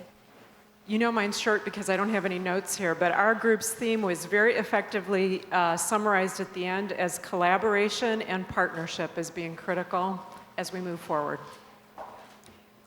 Thank you. Our group had a lot to say, but I think it can be summarized in the keeping aligned and the alignment between what the businesses that are up and coming businesses, what the current and future workforce is, and alignment with our programs and that all the way from first year experience or from high school into our programs with both the soft skills and the specific skills, and keeping that communication line open through partnerships, internships, and all of those things all the way through until they leave us. And I think that was a lot of what it was. I hope I did. I was proud. There was a lot of good thoughts on that paper. So read it. Thank you, Joanne. One of the things we talked about that hasn't been mentioned yet is that we heard from all the panels the same skills that students need: writing, critical thinking, teamwork, and that what we're going to have to do is to retrain faculty to embed those in their courses so that they don't feel like they're add-ons to the content. Thank you very much. Who's next? Somebody? We have a line. Oh, good, line. Great. Our group spoke about the calendar. We offer things on semester models. We have certain kinds of summer sessions. We haven't made any changes in a really long time. And we felt that we needed to add some flexibility to it. We needed to take a look at the format of our offerings to make sure that they reflect different needs. And we may have multiple offerings, but along with that comes with making sure that we're staffed as a 12-month institution so that we have people here all year round as well. Okay, thank you, Judy. Yeah, as many groups, we had lots of discussions, but one of the themes that came up for us was this idea of change, right? That we have to be ready to change, ready to think about change, ready to embrace, partnerships and collaborations with all sorts of different institutions, right? Where people are going after us, what they're doing before they get to us, and who we can work with while they are with us, right? So those partnerships are important. Thank you. Our group echoed the basic skills theme, and it's basic skills, reading, writing, arithmetic, but also social, interpersonal skills, appropriateness of behaviors in the workplace. And what we came away with is how much the workforce development folks talked about general education. And that's what it comes down to, general education. We heard it time and time again, and we heard it with the recurring theme of transfer, the importance of our transfer program and the 2+2 or the 4+2+2 articulation and general education. Thank you. We had a great discussion. I think two fairly unique things that came out were in the last session of trends we heard through the both panels. I want to share two of those with you. One was the reality of the new economy. And before we've had recessions that have bounced back, and we see from Dr. Fuller's presentation a pretty bleak outcome and perspective for the next few years. And we have to adjust to that outcome and what it means for just not how we continue and what decisions we make, but what our community needs. So that was one. And then the second one, I'd like to comment on the contributions from our student member. As we were going around the room talking about all the things that we need to do, we need to have more teamwork, we need to do more active learning, role-based playing, she said, you know what? I'm doing all of those things in my classes here. I just want to do more of them. And I would give credit to my professors and the staff here who helped me do those. I just want to see more of it. And she got a round of applause in the room. So those were the two things I wanted to share with you. Thank you. Hi, I would echo a lot of what has already been said, but something that we came up with, aside from the fact that change is on its way, and we need to make sure that the change is the right change, and with regard to making sure our students get the communication skills that they need. And we were also talking just recently about the internships, and perhaps looking internally to create internships for our students here at MC, for example, IT or other areas where the students could get experience and then perhaps get credit tied to a particular course. There were many other things, but that's something that I don't think has been mentioned so far. Thank you, Robert. Hi. Our group had so many ideas, it was hard for me to keep up as I was trying to type. But we had three things I wanted to mention. One is partnerships, the importance of our partnerships, not only with the business community and MCPS and our four-year schools, but also with the Montgomery County government. We also talked about how we need to partner more directly in different ways and strategies. We may be able to partner more directly with parents and starting at a younger age, how we can tell people and parents of 5th and 6th graders what those students are going to need to be able to be successful at Montgomery College, and then how we partner with MCPS to make sure that they get the things that they need. And finally, we talked about leveraging our existing resources because we know our resources are shrinking. Thank you, Sarah. Hi. Our group spent an awful lot of time talking about MCPS and the relationship between MC and MCPS, as well as our peer four-year institutions, but then which resulted in a lot of the discussion that we've already heard. But then we spent an awful lot of time talking about adult students and the changing adult population and how we can prepare for misplaced workers or displaced workers, as well as career changers, people who are finding themselves in a position of having to get retrained, and what support services the college would have to ramp up on in order to support the returning adult students. Thank you, Tony. Okay, well, it looks like our group had everything covered by what everybody's already said. So I think what we wanted to talk about was the need to provide resources, time, and support for our faculty and staff. to engage in training and professional development, such as technology, discipline content, organizational skills, professional growth, etc. We need to be able to do that so that we can keep up with the needs of our students. One of the other things we talked about was changing our facilities to reflect the new type of learning, such as the active learning, instead of the desks that are really hard to get into. It's not really suited for the adult learner, so. Thank you.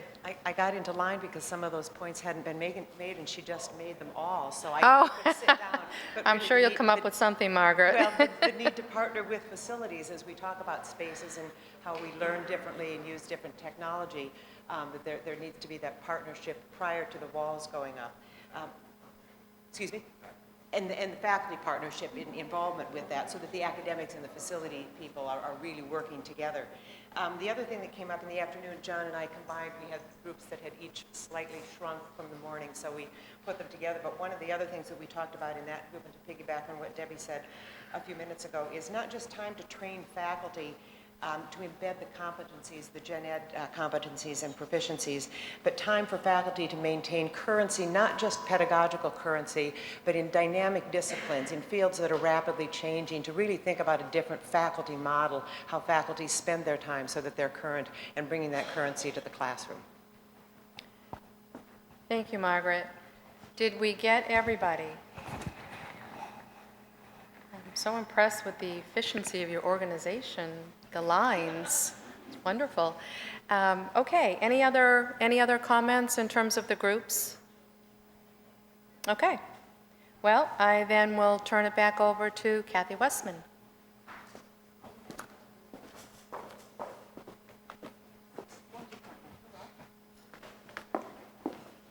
I would really like to thank everybody that graciously agreed to be a facilitator today. And if we can give all those people a hand to thank them for the great work they've done.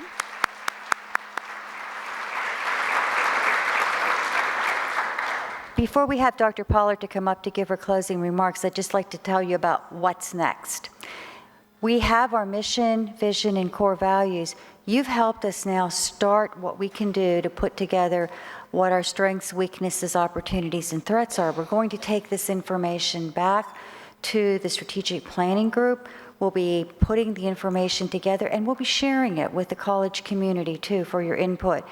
The strategic planning team has a big task, and they're going to be meeting every week this coming month, and then to see how far we go. But we will be getting out information, so stay tuned. Please look at your emails, look at Inside MC, and please participate, as Dr. Pollard indicated in the opening meeting. And now, I'd like to ask Dr. Pollard to come up and give us some closing remarks.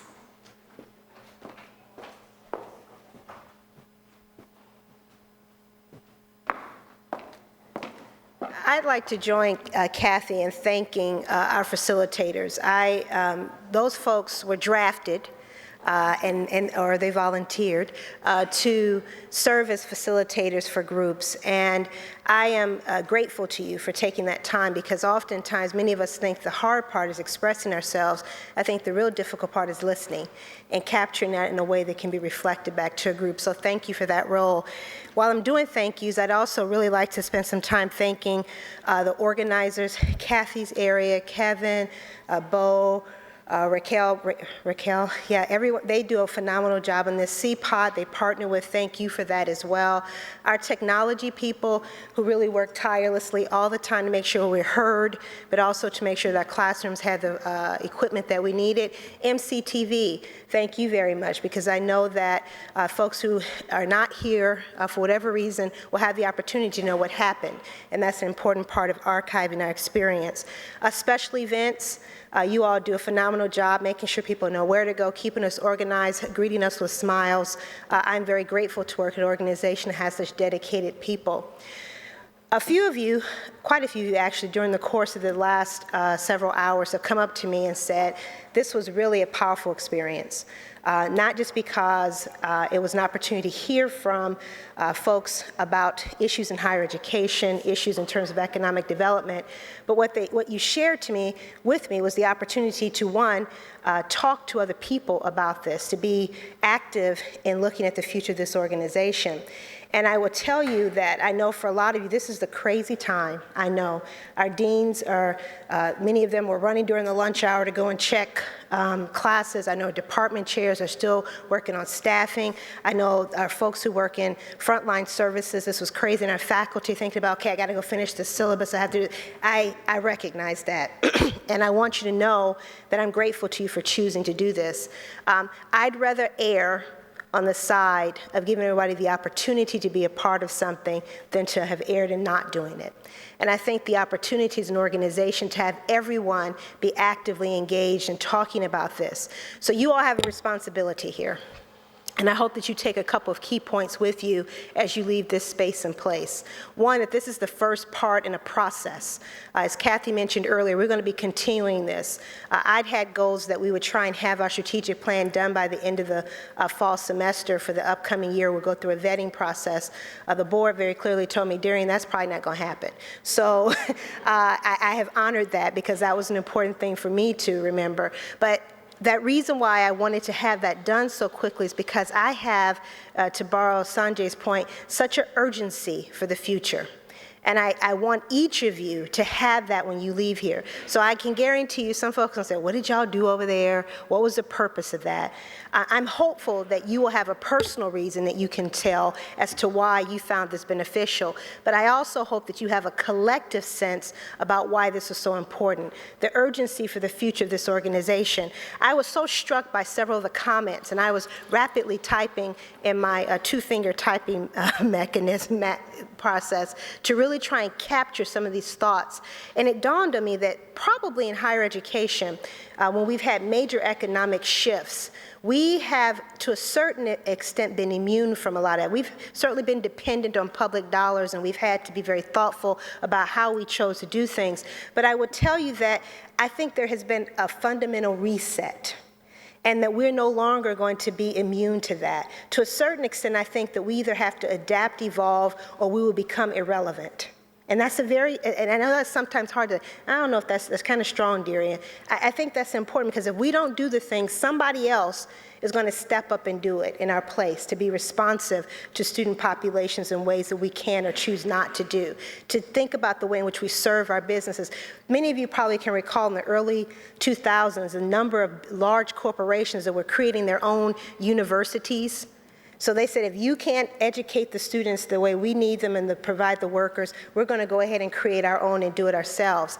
I remain convinced that you will continue to see that. For-profits, they'll figure out this gainful employment thing more quickly than we will, and they will come in and they'll start to deliver in different ways. They're going to reinvent themselves because they have a sense of urgency for survival. So I'm hopeful that each of us will take what we heard today and to really think about how we shape the future of our organization. What is our preferred future for Montgomery College in 2020? I love somebody's comment during the questions, how do we get ahead? How can we can't always anticipate, but how can we get ahead in such a way that change doesn't frighten us? I remember my cardiologist told me this idea of being able to adapt to change and recover quickly. So that's the point that we're trying to get to as an organization. I think we have lots of moments of that within the organization. I want us to have that collective sense for the entire organization. So I want to thank you. You all took 8 hours out of your day. You chose to be here in the midst of crazy times. You've been an active and engaged audience as I listened into classes. You've talked to each other. Somebody told me they made new friends because they met somebody they didn't know from a different campus or different discipline. So thank you for that. I hope you enjoy the rest of your week. I look forward to a phenomenal start to classes on Monday. Hope we don't have any more earthquakes. We are prepared for the thunderstorms. Oh, what did I say? Huh?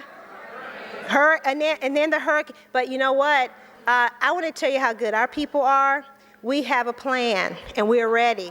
And you all saw the crane that was coming in. A few of us were kind of teasing Dave, well, what was the crane going? He said, that was preparing for anything if the hurricane hits, because we have to be prepared. I can guarantee you that somebody else, some other organization, does not have as phenomenal facility staff as we do. We're going to be ready for it. So.